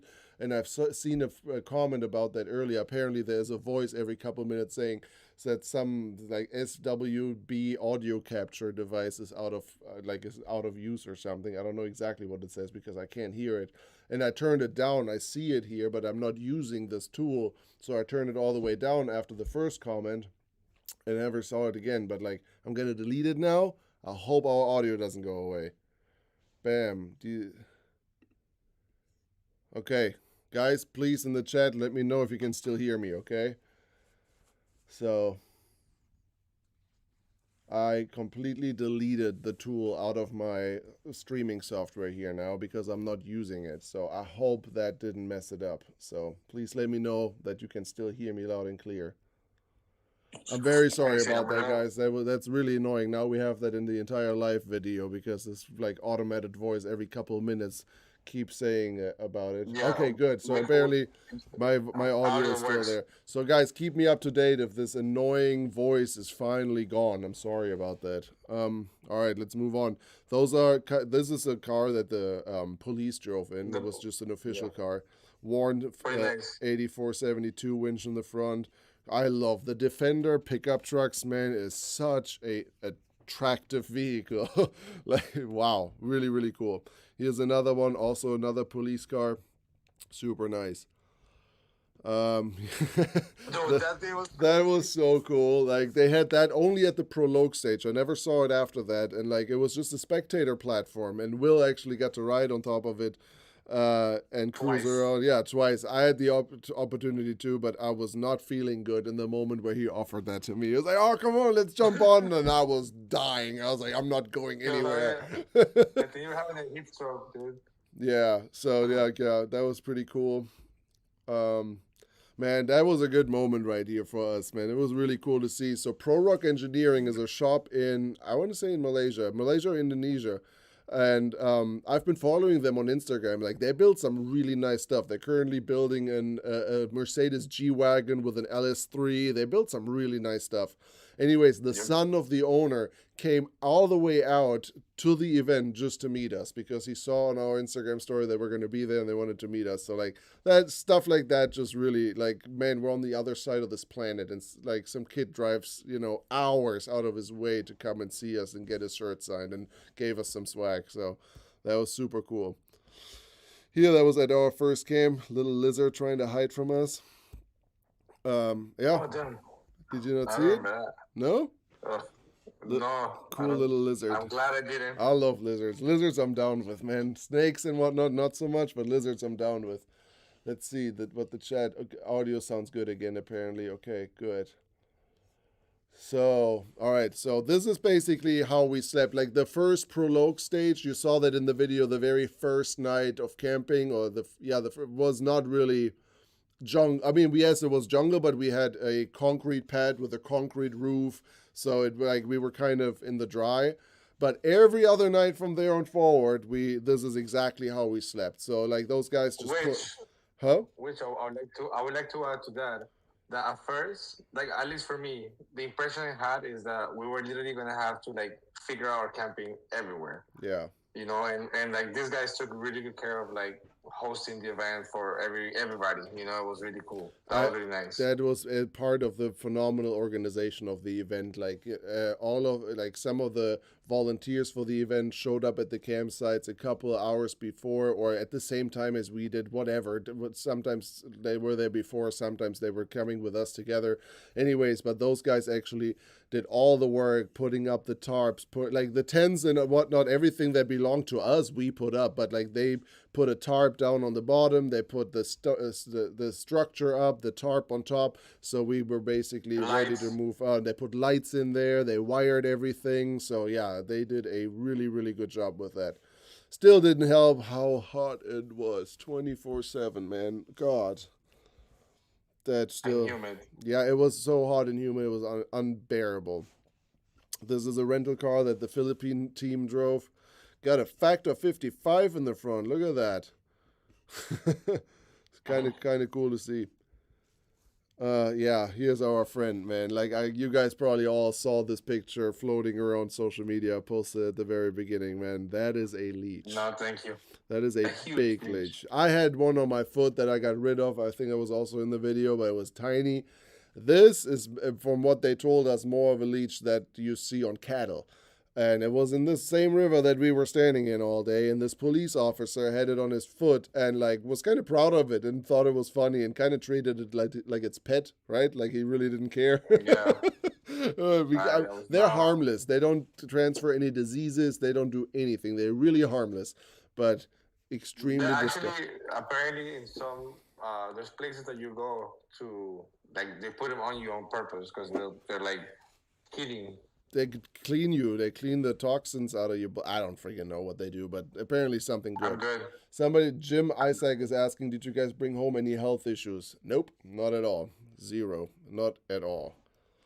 Actually, no, that was after another trip afterwards. That's not true. And I do here, quick little teaser. I went on another international adventure just a couple of weeks after Malaysia, which is going to be the next video we release. After that trip, not from the trip itself I got sick, but people in the airplane coming back were just, everybody in that plane was sick, and then I caught the flu in the airplane on the way back. But that was another trip. That wasn't this trip. I was mixing that up. Oh yeah, here's the rental car. So like I told you guys earlier, the Russians had 3 cars that they shipped from Russia to Malaysia, and then they rented one additional car, and that was the rental car. And yeah, you saw in the video what happened to that thing, man. Whew. Yeah. That was a wild ride, brother. Yeah, that was a Vietnamese car. Yeah, he rolled out off a mountain that came from up there, and then this guy, this was I don't know, what would you say, man? This was probably 50, 60 feet. Like, I mean, it was way up. It was tall. It was really, really tall. So when they, like, I think his winch line broke, I don't even know, because that was undrivable. No matter what car you would have, you would not been able to drive up this freaking slick mountain here. And this guy just fell from the sky into the river. Like, that was one of the Vietnam guys, yeah. That was wild. One of our highlights, man. Remember? Oh, dude, that was so good. again, we ate like kings throughout every single stage. Like those guys, the catering that they had there was so on point. And on 2 nights they actually made lamb, and that was one of the most flavorful, best, well prepared meals I've ever eaten in my life. Like they had like a mint sauce, like a mint, yes, oh my God, like that a was so mint good. sauce, and then the lamb with the seasoning on it and everything was absolutely out of this world delicious, man. We stuffed our faces with that. Really good. Muddy stage and the Russians pulling through mud. He as well doing fantastic. Yeah, man, we really had a couple situations, especially I think this was day 4 that we're looking at right here, and day 4 was our lowest low. We felt, because we didn't know how to act at this event, so the first 3 days we really went above and beyond to film and ran up and down mountains. Have in mind, we're 13 hours difference, so we were sleepy during the day over there, but we were awake during the night. So we were our schedule was off. 13-hour time difference definitely didn't help for sure. But I felt the 13-hour time difference way worse on the way back. Like I got pretty well situated in Malaysia. It didn't really affect me much. Yeah, but coming back. Oh my God! It took me. We were messaging each other at like 4 a.m. Like, yo, what are you up to? Well, been awake for an hour already. Like, just couldn't sleep, man. The way back was awful. But yeah, that also didn't help. But again, day 4 was our lowest low. Like we were just exhausted. I was sunburned. We were dehydrated. We had heat rash all over our bodies, and like just completely soaking wet in sweat. Beat up by all kinds of mosquito stings and whatnot. We were completely at our lowest low, and like what really was the icing on the cake, the fact that it was only day 4 and we weren't even halfway, and like that was something in our minds that really screwed with us. So like we were completely exhausted. We were at the end of our physical and mental strength, and we weren't even halfway. So that's why it really, really messed with us. Yeah, that stage was brutal, man. Yeah. What's with that duck face, bro? Yeah, I don't know. It was more like so, yeah, cute duck face. Anyway, that stage was brutal. That was like where I was like, man, no way. If you're a passenger, if you're co-driver in this race, you have to jump into that, and that water was like neck deep, and I was sitting there waiting for the cars to come through, and everything in that water moved. Everything. I don't want to know what all lived in that water, and those poor co-drivers had to jump into that water with a winch line and hook up winch line. Like that is where I was like, yo, if we race this, like we need somebody that either has absolutely no problem with nothing, or we need a local that doesn't. I'm not going that water. Yeah, like there's not a chance I would jump in that water. I'll be honest. Like I'm pretty easy with most things, but like that water, nuh-uh. Yeah. At some point, I had to make a number 2, and like found myself a shed somewhere behind, like deep in the jungle in a rubber tree farm. And as I was squatting behind this shed, this guy showed up and was literally right in front of my eyes. This was my view, taking a shit. Dude, yeah. Like look at that thing, bro. Like, ugh. No, I would have died. Yeah. Oh yeah, here. So that footage, unfortunately, something we didn't tell you. So, which I mean, for the video didn't matter much, but we actually lost one entire SD card. One of Will's SD cards just completely was unreadable, and we couldn't recover it. So we lost a bunch of footage. Like one day we went snake hunting with our snake expert that we had on the team. Some dude from France. And we walked with him into the jungle right where stage was. Like we were there just a couple hours before that filming, and we walked right back there, and he found this. There was no we on that. I did not go. You were there. What do you mean? You were there where the freaking snake was? You came with us. What do you mean? No, that was a different snake. There's no way I would willingly go. That was this right here is the pregnant one. You were there. Oh yes, that one. That you were there. That yeah. That's what I'm saying, bro. I remember you were there. You kept a safe distance, but Yeah, this is a green viper, and this one was pregnant, so like they just took some pictures of it and left it alone.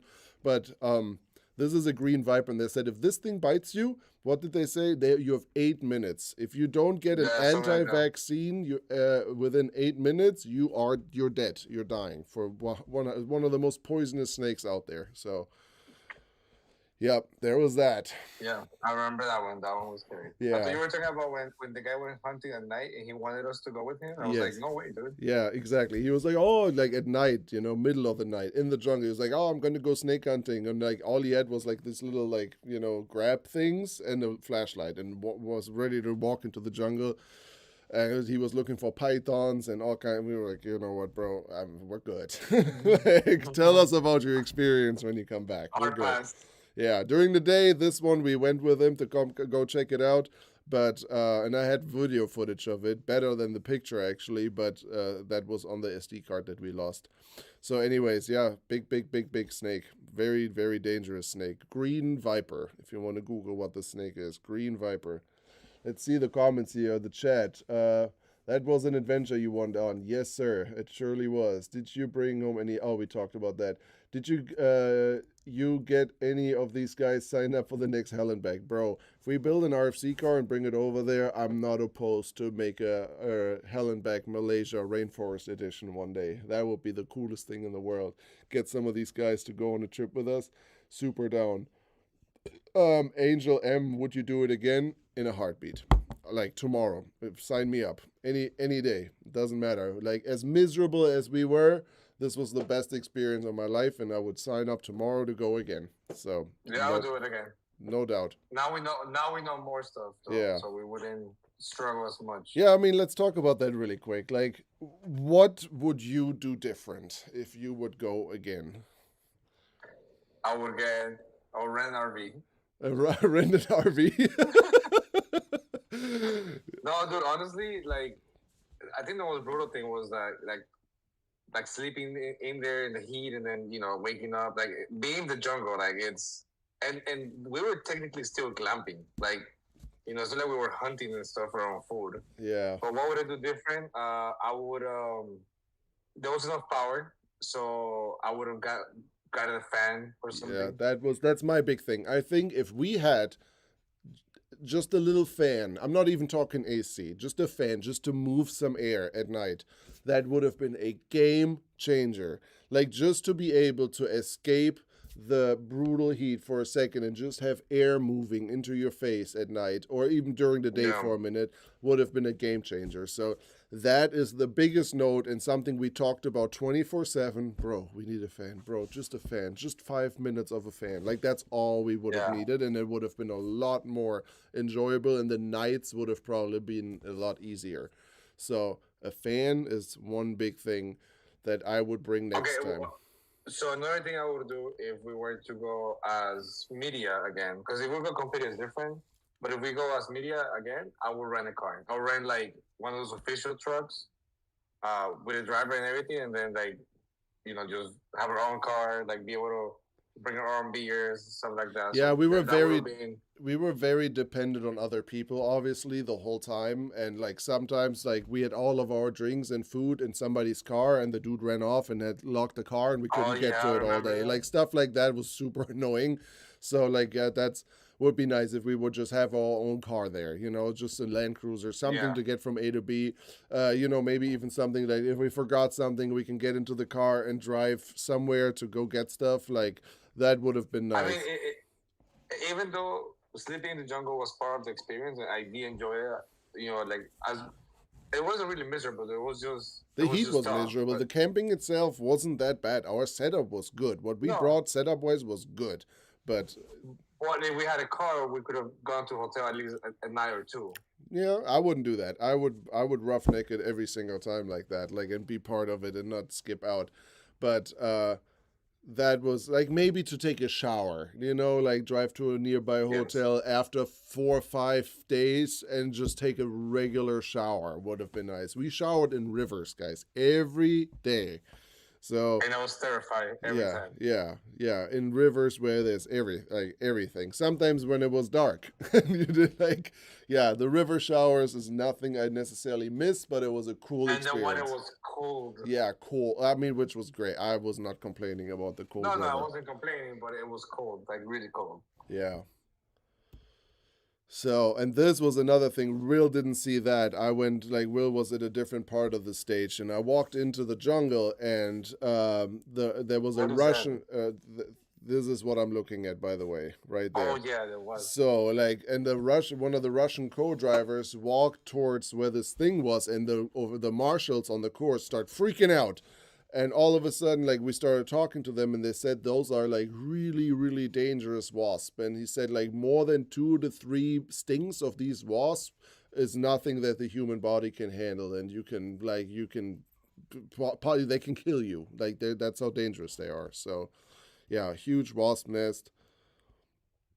Now, this was also a car that I have to say was in the list of my... Also, a really cool car. It had a rear engine with a turbo with a ridiculous amount of boost that this guy ran. How do you remember when he told us? Yeah, it was a 2.7 from a Tacoma.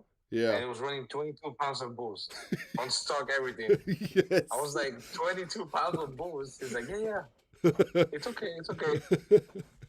Yeah, this thing had some boost to it, and they had rear engine. The front is he had a big PTO winch in the front in the engine bay, and the motor was in the back. Portal axles, trail gear steering on it, Aura eyes.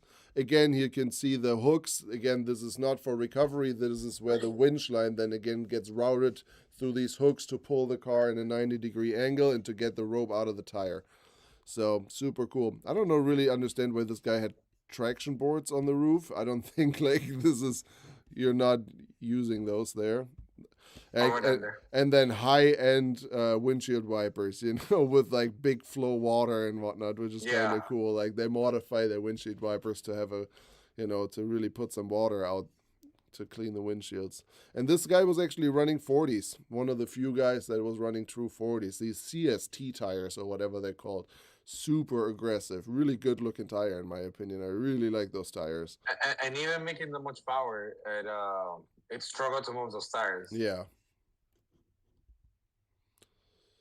Mr. Will in the jungle. He already you already look like you're 40, 45 in this picture. You already aged at least 10 years at this point. This is a good photo. This is a guy from Poland. He's actually the owner of Rainforest Challenge Poland, and he came out, and that just shows you. Everybody was struggling with the heat, especially people that were from Europe or not from Southeast Asia. Some of the recovery gear I just thought that was kind of interesting to see. So every passenger had a tree strap, relatively long tree strap around, they were wearing it, and then this double hook, and the winch lines, none of them had hooks on it. They all just had a loop, and then winch line goes in one end, tree saver on the other end, and that was their recovery gear. Done. Pretty straightforward. Yeah, that was pretty cool. Pretty straightforward. This was an R3 car, so stock class car with a good old Warren winch on it, portal axles. Also had a PTO winch in the back, which you can see coming out right here. Cool little car. This was we showed this one earlier. That was the blue Jeep with the 4.0 V6 Toyota with a supercharger on it. This thing ripped. And also a Warren 8472, but modified with a big motor on it. So also really fast. So yeah, you can modify your Warren winches, the 8274s. 8472s. I'm confused. Anyways, the big Warren winches you can modify and make them a 24-volt winch. Yeah. Mm-hmm. Yeah, he is Will on his best day. I had a heat stroke, dude. Yeah, that was after the Twilight Zone. Will almost passed away. You were about to die, man. God, that was bad. Bad heat stroke. That wasn't fun. Yeah, I drove first I went on a 15-minute hike to even find somebody that could remotely help you, and that was a wild day. Twilight Zone in general, man. I've never held on for my life as bad as I did there. Like, I thought I was gonna die. Will had it a little bit better. He was sitting in the back of a car and was in the center. No, I wasn't sitting. I was like. Yeah, no, like not squatting sitting. and You were squatting. holding on the spare tire. The only thing that you had it better with was you were in the center of the car. So driving through the jungle, the debris didn't hit you in your face. I was holding on to the side and basically just looking back and trying to hide over my shoulder. And my arm, my shoulder was cut. Everything was cut from trees and debris just hitting me the whole time. Oh my God, that was awful. I don't think I told you. I almost lost my hat. Like I had the hat like forward. Yeah. And I was looking back and I turned around and everybody like the other two guys that were with me, like they drove down. I didn't, and my hat just. And I was like, stop. And then what happened? I was like, I didn't get my hat, bro. Sean is asking, what do you want, 100 plus or a beer? Dude, I'm gonna tell you, I missed 100 plus. That was one of the best drinks we had there. That is true. So Malaysia has a drink that's called 100 plus, and it's basically like a carbureted Gatorade, basically. Gatorade, yeah. A sparkling Gatorade. Imagine a sparkling Gatorade, but like the white Gatorade. A white Gatorade sparkling in a can. It tastes so good. Delicious. And like, you know, like full of electrolytes and whatnot. So we were chugging those things nonstop. That is a drink I truly miss. That was really, really good. Talk about safety. Definitely seemed a little lax at times. I mean, yes and no. I mean, dude, any off-road event I've ever been to, safety, like, yeah, you know, what you see on camera and what is really going on, even at KOH, I have to say, bro, like, I wouldn't say that their safety game wasn't was worse than the ones in America, like, for what they were doing, obviously. Like, their safety was pretty on point. Everybody was always wearing helmets. You are not leaving anything without being seatbelted in. Like, yeah. You know, there was a little marshals on the track, on the stages. So when there was people walking or whatever, they'll ask you to leave or whatnot. So I think the safety was good. I mean, like Marvin's saying, any motorsport that you are part of it as a spectator, like that close or media, you're gonna be in a race of getting hit by something or I don't know. Yeah, and the Twilight Zone holding onto the car, remember, that wasn't the plan. Like, we were only supposed to hold on to the car to get from obstacle to obstacle at the beginning and to get into the jungle. So when you, in our video, you see that we had a few obstacles during the Twilight Zone, and then the long stretch of holding onto the car started. Well, that stretch wasn't supposed to be there. It only got there because the leading car missed a turn, and everybody followed, and we drove around the entire Twilight Zone, basically. We only did, like, I don't know, the first 2 or 3 miles of the Twilight Zone. That's it. After that, the lead car missed a turn and everybody followed. And on that stretch, that's where everything happened and where we had to hold on the car for so long and got beaten up by debris. So that wasn't supposed to be the case. Just to pick you guys up on the Twilight Zone, for those that didn't understand that whole part. So obviously Rainforest Challenge is a competition, team versus team competition the entire time, except of the one day called the Twilight Zone. That day, it's a team effort. Everybody has to work together as a team to get through a stage called the Twilight Zone that can last up to 35 hours or 30 hours or something is the time limit on it. And it was supposed to be 28 kilometers of the most brutal jungle terrain. And everybody has to work together to get everybody through it. And that is like, it's basically only judged by, do you make it or do you not make it? There's no points for stuff or anything. Like, do you come out within the time limit on the other side of the jungle or do you not? Like, that's the only way this gets judged. So it's a team effort, get everybody through it. So everybody was following the leading car, and the leading car missed a turn, and that caused everybody to drive around the Twilight Zone. It was supposed to be signage to, show us, turn into the jungle here. Even we didn't see the sign. Like, I don't know, maybe somebody grabbed it. I don't know what happened. But anyways, that's the story of the Twilight Zone, which I'm kind of upset about that we didn't experience the Twilight Zone because it's one of the highlights at RC. On the other hand, I'm kind of glad. Like, it's something for next time, right? It's like something to look forward to for next time. Yeah, for sure. Yeah, shout out from Alaska. That is cool. The Red Super 1. That's awesome, man. Oh, that was a fish. Oh man, that was on the very last night, on the last campsite after the Twilight Zone during the finals. We were, I don't want to call it civilization, but we were somewhat near town again, and our Malaysian friends, 139, they had obviously had their own support cars, and they were like, "Hey guys, like you want to go with us to a restaurant?" I drove those cars. Yeah, you drove the. We got to drive the chase truck, the Land Cruiser or whatever it was, and we went to this local fish restaurant in some neighborhood, and like, yeah, this is catfish. Like they just don't fry it, but they cook it. So this is catfish, and it looks crazy, but it was actually pretty good. Everything we ate there was good. It just looked crazy. Yeah. That's why I took a picture. I was like, man, it looks scary. But that was just catfish, and it was just prepared in a different way. And like the black sauce around it was delicious. Like it was pretty good actually. Yeah, that was us. This is Lee, the driver of 139. Then this is Ming, the co-driver, which is his brother. Will, Lawrence was sitting here. You can't see Lawrence, but Lawrence was also there. And like, yeah, they were cooking openly back there. It was a restaurant here on this side. It was really cool. Had a good time there. Oh yeah, broken Volvo axle, twisted axle shaft, twisted axle housing. Yeah. And that was the end. That was the ceremony. Something we didn't show in the video, but RFC did a really, really good job. After everything was said and done and the final stage was driven, we drove back to where the registration was, to that parking lot hotel situation where we showed you guys the RFC cars earlier, to that hotel.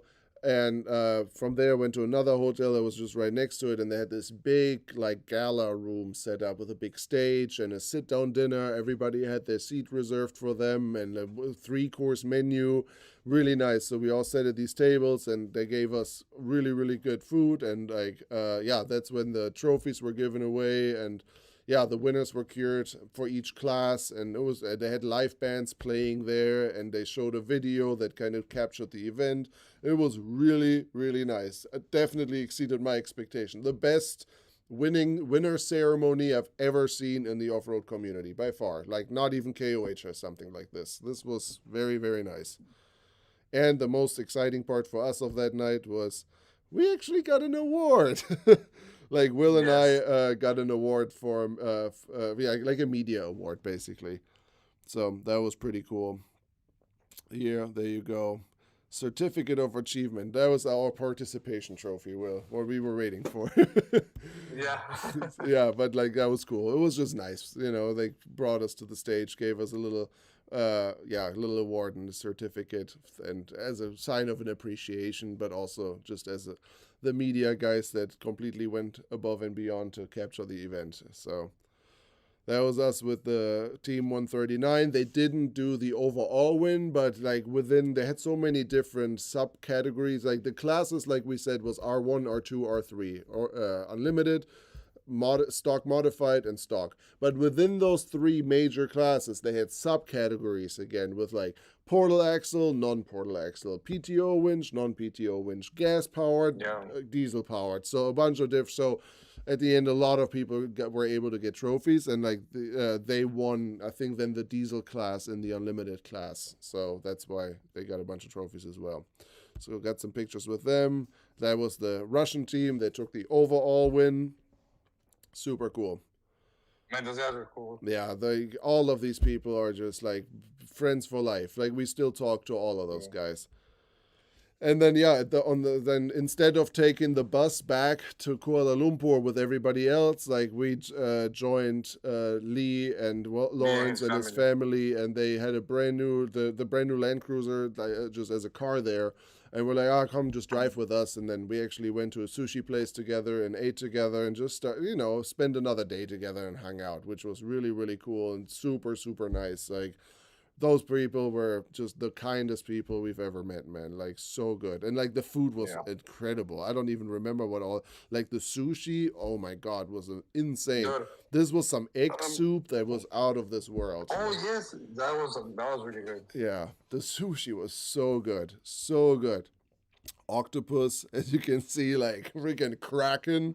Like, so good. Yeah, and then like last but not least, like we were so beat after this event and came back to Kuala Lumpur, and we had 2 more nights in Kuala Lumpur before we flew home. I did that on purpose because I didn't want to go on 36-hour travel time flight again after all of this. And then while we were driving back, we went on Airbnb, and you can find like luxury, and I say luxury apartments in high, like skyscraper high-rises with infinity pools and every bing and bang you can imagine. How much did we pay, Will? I think it was $45. 45 bucks a night, and like for a big like loft style apartment with a two bedroom. The washing machine kicked my ass. Yeah, bro. the washing machine kick was it was a washer and dryer combo, and like it was not I can say, cooperating. But like, Dude, so it had a bunch of little images, right? So I put the code, and the one that looked like water. So I put that one. It got everything wet and whatever with soap, and then I put dry, and it only dried for like, I don't know, like 6 minutes. I'm like, dude, what the heck? So I pressed another one, and then it started getting the clothes wet again. yeah. And that was a mission. It was a fight for sure, but yeah, we definitely earned that, and yeah, it was just beautiful, like just a cool ending. We had this badass place for ourselves for the last 2 nights, and yeah, just enjoyed ourselves. And then on the way back, we went straight back to Istanbul, the same trip back, and like just used it. We were there really early in the morning the next time and got Turkish breakfast. I'm telling you guys, if you ever get a chance to eat Turkish breakfast, they probably have the best breakfast culture I have ever experienced. And like the Turkish breakfast food was, I could eat this for breakfast, lunch, and dinner. It was just cheeses, olives, sausage, eggs, fruits, all kinds of dips, feta cheeses, veggies, bread. I mean, and that was just a regular breakfast for 2 people, and it comes with all of this. Like, it was so good. It was so good. And we went to the market. What is it called? The what's the word? The Grand Bazaar in Istanbul, and just chopped around and got some stuff for the girlfriend and hung out. The Grand Bazaar in Turkey. This is the Blue Mosque, really famous mosque in Istanbul. Pretty cool. Yep, and that was the way back. That was it, pretty much. Pretty intense, man. Pretty intense. I'm just going to pull up a picture here just to end this with you guys so you don't have to look at the screensavers. RFC guys, yeah, that's pretty much it, man. That's majority of what we got to talk about here. Let me do you here. Okay. So yeah, guys, if you have any more questions about this event, anything about us, about the event, write them into the comments now. Again, everybody that donated tonight into the live chat, we have a Factor 55 soft jackal, Flexbox Rollovers trash bag, a poster, signed or blank, whatever you prefer, and a hoodie. So here in a second, I'm going to see who we can give this to, and I'm gonna try to spare you guys. Usually, like, we have so much, I didn't really push and promote it this time too much, so I am just going to write the names down and pick somebody that gets all of this and be done with this, okay? Instead of writing, I usually put them all into this Wheel of Fortune, and it takes, I don't know, 15 minutes until I have every name entered, and it's just awkward silence the whole time. So we're going to try to shortcut this time, and I'll just randomly pick 2 guys, and those are the guys that win this stuff, okay? Will, are you coming to Bartow this weekend? Bartow? It's an event this weekend. No, I don't think I'm going to his event. Wheeling and Wheelies is asking, who did you fly with? Turkish Airlines has amazing food on the flight. Yes, we flew Turkish Airlines, and I agree. That was top notch. Will also really fell in love with Turkish police women. For some reason, every single police, everybody that was police in the Turkish airports, in the Istanbul airport, was all women, and one smoke show after another. Like, it was crazy. They had a dump truck, all of them. All of them, yeah. Absolutely. Let's see what else we got. Y'all definitely need to build a rig. Those winches they use are unreal. Man, I am trying my very, very, very best to make that happen. I'm currently talking to partners and companies, I'll be honest with you guys. I'm just not at a point where I can say, yeah, let's build a, you know, $50,000-$60,000 race car. Like I don't have that money just sitting here. So like I am dependent on sponsors and on companies to at least help out. I'm not saying to front the entire bill, but to at least help out. So I have a bunch of how do you say, bricks in the oven, whatever. I have a bunch of things going for me right now, and I'm talking to a bunch of people, and I really hope I can make it happen. That's the plan. I want to build a car this year. So like, if anybody is out there, you know, looking to sponsor the first American Rainforest Challenge team, hit us up. We're definitely are open for any kind of sponsorship at this point, because we want to make this car happen. We want to make it work. I am just not at a position yet, unfortunately, where we make enough money where I can just say, yeah, let's turn around and build a car like that. You know what I mean? I'll be straight up honest with you guys. So I'm giving my best. But if anybody is out there that would like to support a cause like that and has a business that wants to be on the panels of an RFC car, reach out to us. That's really all I can do. Or we're going to end up doing some sort of crowdfunding campaign, and I don't know, make special edition t-shirts for everybody that wants to support. And, you know, we have a bunch of different ideas. So any way we can, I'm going to try to pull every possible trigger to make that happen. So what was the click, clack, tick, tick, tack, some sound like that? Sounded y'all were running along the side of the cars. It might have just been the camera or something that was. No, maybe when we're saying watata. Watata, maybe? I don't know. I don't really understand. I don't know. Sometimes the camera on the selfie sticks was making noise, but I don't know. Let's see, what else are you guys up to? Come down to Florida. Let's sit down with the boss and see what we can make happen. Jack Stan Jeeper. Yeah, man. Like anything, just let us know, guys. Like anybody that wants to support, we're open to for anything, man. So reach out to us, Facebook, Instagram, email, whatever, and we can talk about it. Like, so we want to pull every string we can possibly pull to make that happen. I promise that. Like, I will not leave any rock untouched here. Like, I'm definitely putting my everything into this, because it's not just something that the two of us really want to do. We feel like with such an amazing support from you guys watching this video and supporting us, like, you guys deserve to see it now. You know what I mean? So we're going to give our very, very, very best. How did people at the campsite got electricity? Generators, yes. So they had generators everywhere and had it all nicely wired up, running through the tents and the canopies and whatnot. They did a really good job with that. Flexworks and rollovers, you need to build a ref limiter for KO. Is that ref limiter? You need to build a ref limiter rig for KOH. That is another thing one day, but like, honestly, what turns me down on building something for King of the Hammers is like, I might be a little bit too competitive for King of the Hammers, because of I don't have the funds to build a car that is competitive and can run with the top dogs. So why even do it? Just to race a race that everybody prays for to eventually finish. I was lucky enough to be in the passenger seat in the 4400 class last year. And that was one of the worst performing videos we ever put out. Obviously, not a whole lot of people care about King of the Hammers, and it's really hard to showcase a race that goes over hundreds and hundreds of miles, hauling butt through the desert. It's really hard to capture. So content-wise, KOH is crap.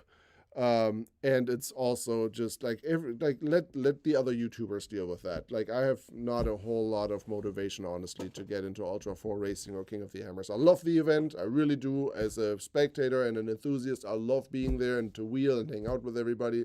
But the race itself, I have very little interest in. Maybe it happens one day. I don't ever want to say no, but yeah, something like RFC interests me way more than building something for KOH. I'd rather build a rock bouncer one day and compete in Southern Rock racing before I do Ultra 4 racing, honestly.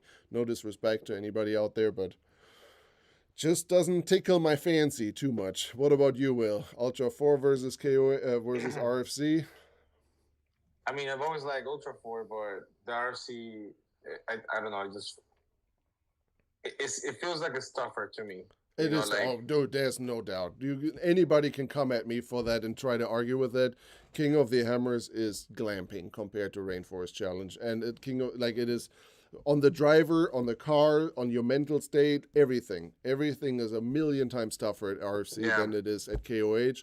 The KOH is just a lot more expensive, And if you want to be competitive in Ultra 4 or at King of the Hammers, you got to drop $250,000 on a car to be somewhat competitive. You know, if you don't own a fab shop and build chassis and do whatever, like if you're, you know, in our situation, there's no way. And I don't have an interest in competing in a race and going through all this, spending all that money, going through all that, to then run in the back of the pack and eventually not even finish the race. Like, what's... Yeah, no, I agree.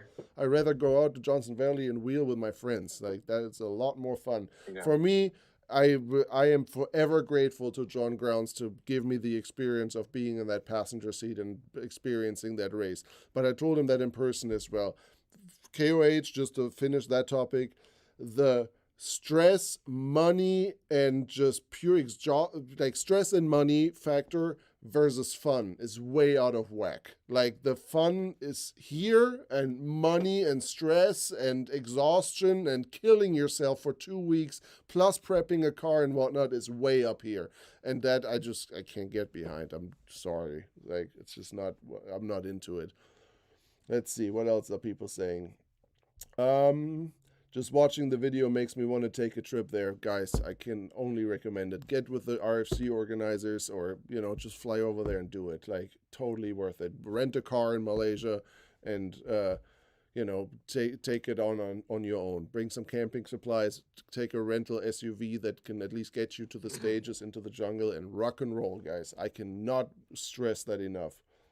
You guys really flexed, rocked, and had your rollovers covering the toughest challenge in the world. She is from India. The rigs over there are unbelievable. James, awesome, man. Cool comment. Thank you.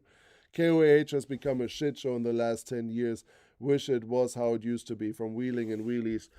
Yeah, I agree. Like, it's not necessarily like shit show. I wouldn't, like, it just became something that is just unrelatable and just nothing that I want to strive for, at least not at this point in my life. Eventually in the future, at this point, I have very little interest. Do you have any part in this year's off-road games? Oh God, I totally forgot to talk about that. Sorry, Will, I need to chat about this for a hot second. Yes, I will be at the off-road games. Will be at the off-road games. Will and I are going to go together. So, like, yes, I will be at the Matt's Off-Road Recovery off-road games. Will is going to come with me. We're going to have a merchandise tent there. We're going to sling some merch, and we're going to participate in the off-road games. Long story short. And one thing I just already can say, I am not putting my Jeep at risk at this event. I love Matt to death. I think the event is a great idea. But I am not going to bring my Jeepster out there for some other YouTuber to trash. Sorry, but I'm not playing those games. And I told Matt that, and Matt was so kind to borrow me one of his vehicles. So I will be attending the off-road games, but not in my Jeepster. So talk about that and say about that whatever you want. I'm sure I'm going to get some shit for it, but yeah, that's not happening. So, but I will still be there, and I'll still be part of the event and do all the things, just not in the Jeepster, period. So much to that. When is the next Rain of Rocks? Man, that's a good question. I don't know. Maybe if people are out there yelling loud enough, eventually we'll bring it back. We're not planning on it, but we have something in mind to test the waters, to say the least. So, Yanni, you guys saw how we do... how we did marathon videos for Hallenbeck, and we kind of re-edited all the older Hallenbeck videos, and they did really, really well.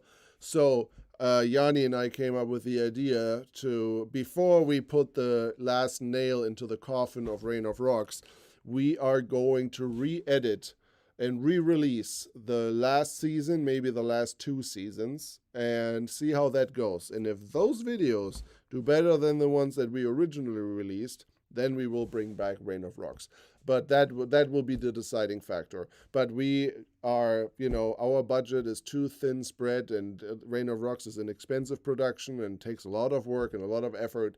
It is not in our interest to continue pushing something, a format at the end of the day on YouTube that you guys seem to not be interested in. Unfortunately, the last season of Rain of Rocks I think the video has 30,000 views or something, which may sound like a lot to some of you guys, but for us, we can go, you know, drive a random trail on a weekend together and we get the same amount of views. Like, it's not like it doesn't cover the cost at all. Like, to put that into perspective, like on the financial side, like again, if like a production like Rainer Rocks is at least 3 to 4 cameramen, a photographer, renting a park, getting hotel rooms for the participants, getting food there. It's a lot of work. Renting equipment, it takes a lot. And a 30,000 view video translates into maybe $600, $500. So like that's like, just so you guys understand, like like we can't do that. So again, we're gonna give it a solid shot by re-editing the last at least the last season, and re-release that, and then see what the feedback is on that. And if that video flops again, there's really no point. But if it doesn't, maybe it is a chance. Maybe we even take several Rain of Rocks and make like a mega video out of it and show it all in one. And I don't know yet, but we will definitely test the waters on it and then wait for your feedback. So that is the answer to that. How did y'all get teams from other countries to get their trucks to the event? Everybody shipped them there. Shipping containers, man. Shipping containers, right, Will? Like, that was really... Yeah, on boat, by boat. Yeah, by boat.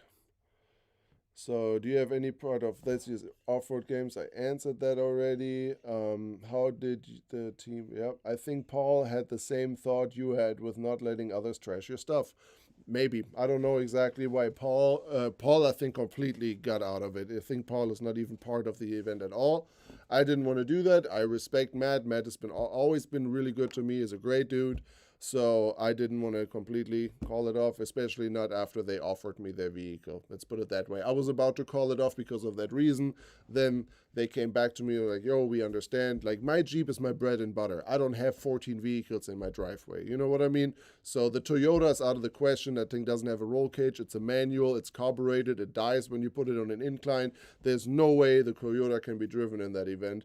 And it's a death trap, to be honest. The Toyota is dangerous. And not if I have to let some unexperienced YouTuber drive it, the Toyota will be totaled or the person inside will get seriously hurt. So it's out of the question. And Matt then came back to me, understood the Jeepster is your bread and butter. And the off-road games are a week before Moab. He said Jeep Safari. I have obligations at least at Jeep Safari. If the Jeep is completely trashed afterwards, then I'm getting in trouble there. So, yeah, so much to that. Are the rigs in Malaysia based on LCOG-based build and low center of gravity-based builds? Yeah, and what is the overall height and weight of the vehicles? So, yeah, low center of gravity is definitely important there because they drive up steep inclines, they do off-camber a lot. So that's definitely a fact. Overall wheelbase, I say, what do we say? The wheelbase is like 103 to 105, somewhere longer. And then the height were slightly, I don't know, they were like 110 was maybe I would say 110 was the longest rig there, and 103 to 105 was about average. So, but yeah, that's pretty much it. And then the tire size is limited to a 40-inch tire, so you can't go bigger than 40. So, yep. So much to that. Alrighty. I'm gonna write. We'll play a game, Will. Okay. I'm gonna write down everybody that has donated, which we didn't have many donations in this chat, but that's okay. It doesn't always need to be like that. I still appreciate everybody that donated. Ryan, and then I'm gonna ask you here in a minute, and you're gonna pick 2 people. Anonymous, obviously. You don't know. I'll explain it here in a second. No cage regulations, somebody's asking. Dude, it didn't seem like they had any kind of regulations for that. For what? Somebody asked if they had cage regulations. They didn't. They just wanted you to have a cage that looked like a cage. But they will for next year. I already have the rules and regulations for 2024. Okay. And I have that, and they have changed that. So that will be something for next year. Okay, did we get to see a tiger? No, we wanted to. We even went hiking at some point during the event. Yeah. We got, I don't want to say bored, but we're just like, we wanted a break from the cars, right? So we're out, let's go for a hike, and we wanted to see elephants, and everybody thought that was really stupid, but we still went and tried to see them. And then you're walking. I don't know. Do you have any pictures of that? I have no pictures from the. I like just elephant poop. I have pictures of elephant poop. That's it. But dude, so it's like a dirt road, right? And in the jungle, it's super high, plants, trees, whatever on the sides.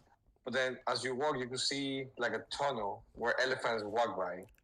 And just grass that was flat, where literally some elephants sat just a couple minutes before we got there. So stuff like that, yeah. We didn't get to see one, and I mean, apparently that was good because they're very aggressive.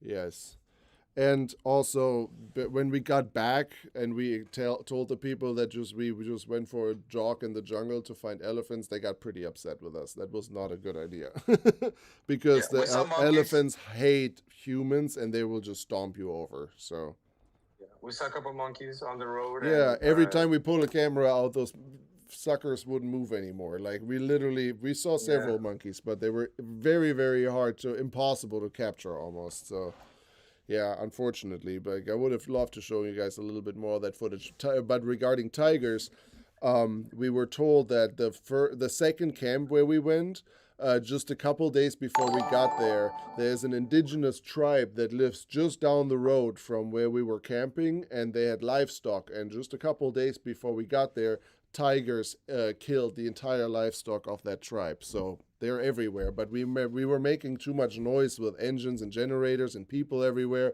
They stay away. They don't come close to you, But again, like the tribes that live out there and their livestock got eaten by tigers just a few days before we got there. Yep. So yeah. Somebody asked how it's having a viral video. Oh, dude, honestly, that video, it wasn't planned and it took off, and that's pretty cool, but it wasn't planned at all. Yeah, we're far away from viral yet, but we're doing really well. I'm so thankful for that, guys. I'm so incredibly thankful, and I can already promise you that because of the really great response to that, that wasn't the last international trip that we're taking. We the next video that's coming out is another international trip. Where we actually drive and not just film. And we already have something new in the works for this year where we're going to go. So more to that at a later point. But yes, so we have another international video with actual driving from me in the next video, and then another trip planned. So apparently, people said it was easier. It would have been better to find a tiger than an elephant, safer. Yeah. Oh, you were talking about my video that went viral, dude. I mean, like I said, it wasn't planned. Oh yeah, your angry girl video. Yeah, dude, it's like a 4.5 million already. I know, it's freaking amazing, super cool. I know. All right, Will. Now to the winners of the swag pack. We're gonna start with the winner of, let's say, the soft shackle and the poster. Well, that's the first winner. Okay, soft shackle and poster. We'll pick a number from between 1 and 9. 7. 7. Okay, Jesse Martin gets Jesse Martin. So if you're still in the live chat, please reach out to me on Facebook or Instagram or email. Send me your address, and we will get that out to you. And let me know if you want the poster signed or not.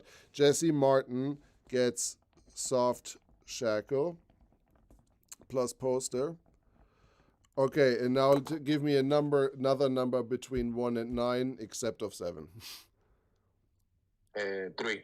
3. Brian Ritchie. Yeah. Brian Ritchie, you win the trash bag and the hoodie. So do the same thing. Reach out to me, Facebook, Instagram, email. And I need your hoodie size and your address.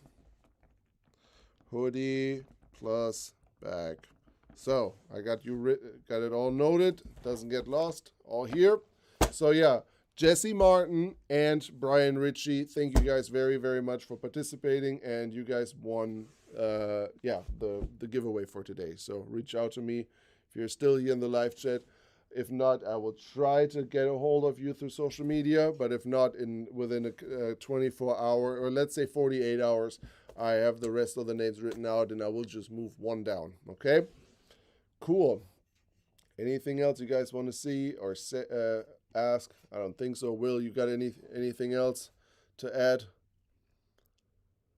I think the trip was an eye opener. Yeah. I think I've always liked to travel, but I've never thought about like going to Malaysia or like places like that. And dude, like I just want to experience more things like that. That was amazing, and I encourage everybody to travel. Whether it's for an event or just to see other cultures. I think that's important. Travel internationally for sure. Like, first of all, yes, travel in the United States is absolutely amazing as well, but like, get out of your comfort zone, buy a plane ticket, go places. The world is not as dangerous as media tells you. So that being said, that is a big one. And I don't want to talk about it because I don't want to get like political or anything, but dude, like, the whole world out there is not as bad as people think. That is a big one, man. That is a very big one. Like what media tells you how scary other countries are. Sure, there are countries that are scary, but I'm telling you now. I'm not gonna share what we heard, but it's funny to hear what people think of United States out of the United States. That is a good point. That is a good point.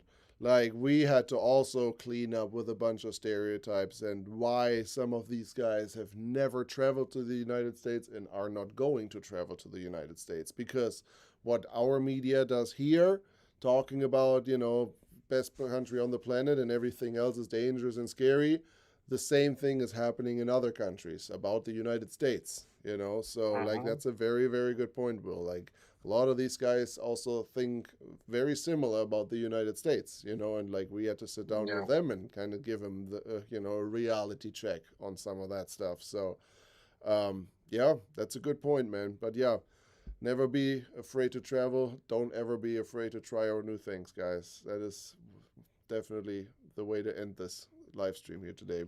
Yeah. Wise words, Will. Wise words.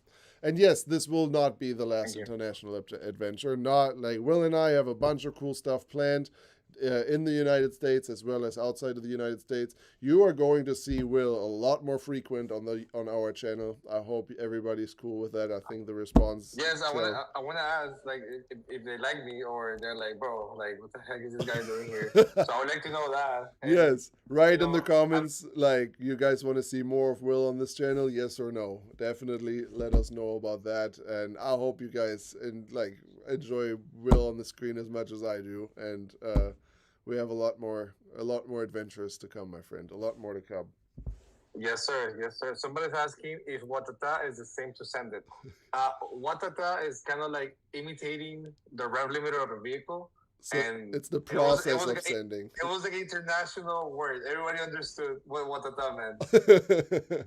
It's the process of sending it. We need to make a watata shirt with a definition. Yeah, for real. But actually, that's not a bad idea for the RFC shirt. Yeah. Will is awesome. I thought him running around with the camera was hilarious. I agree. Will is cool. Dude, See, Papi. I busted my ass so many times with that camera. Yeah. Because, and I hope this is okay for me to share, Marvin, but I am starting my own YouTube channel in Spanish. Yes.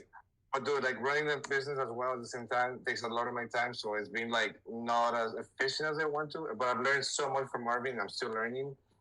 And knowing that you guys want to see me more do stuff with Marvin, motivates me to do my own thing as well. But also, like join Marvin in these adventures. Because it's a lot of fun. And Marvin and I have known each other for, as he said in the previous live, for over 13 years at this point. And I don't know, we always have a good time, bro. Like, always. The trip was amazing. Not a single argument, a single, annoying moment. We harmonize very, very well together. And we travel very well together. So, I want to make this go on and on and on. So, yeah, definitely. So, yeah, check out Will's channel. What is your channel? Give yourself a little plug here. So my Spanish channel is Mr. Carnage. And the English is the shop, Carnage Motorsports. And I uploaded a video a week ago. I need to upload a new one that I was editing earlier today. But I aspire and to someday if I with my own channel to be as successful as Marvin, to have like a team to edit and stuff. Like I do everything myself, and I think I'm doing okay with editing. It's Totally, noisy, man. man. But I've learned a lot. And I've learned a lot Will from doing it. Will release a Spanish version of RFC too. So like, I gave him basically shared the footage that he also half of it he recorded. So he's getting all that, and he makes his own little edit and then voiceovers it in Spanish. So to all the Spanish speakers out there, go subscribe to Mr. Carnage on YouTube and Carnage Motorsports. So yeah. Maybe we will convince Marvin to do a 24-hour heaven back in Spanish. Yeah, who knows, man? You never know. Maybe we'll do one in Malaysia. We have ideas, to say the least. Yeah. You and Will are a great combo. That's good to know. You said Carnage Motorsports? Yes, Carnage Motorsports with a K, not with a C. Show your hoodie really quick. Stand up really quick. There you go, Carnage. Let me flash you guys.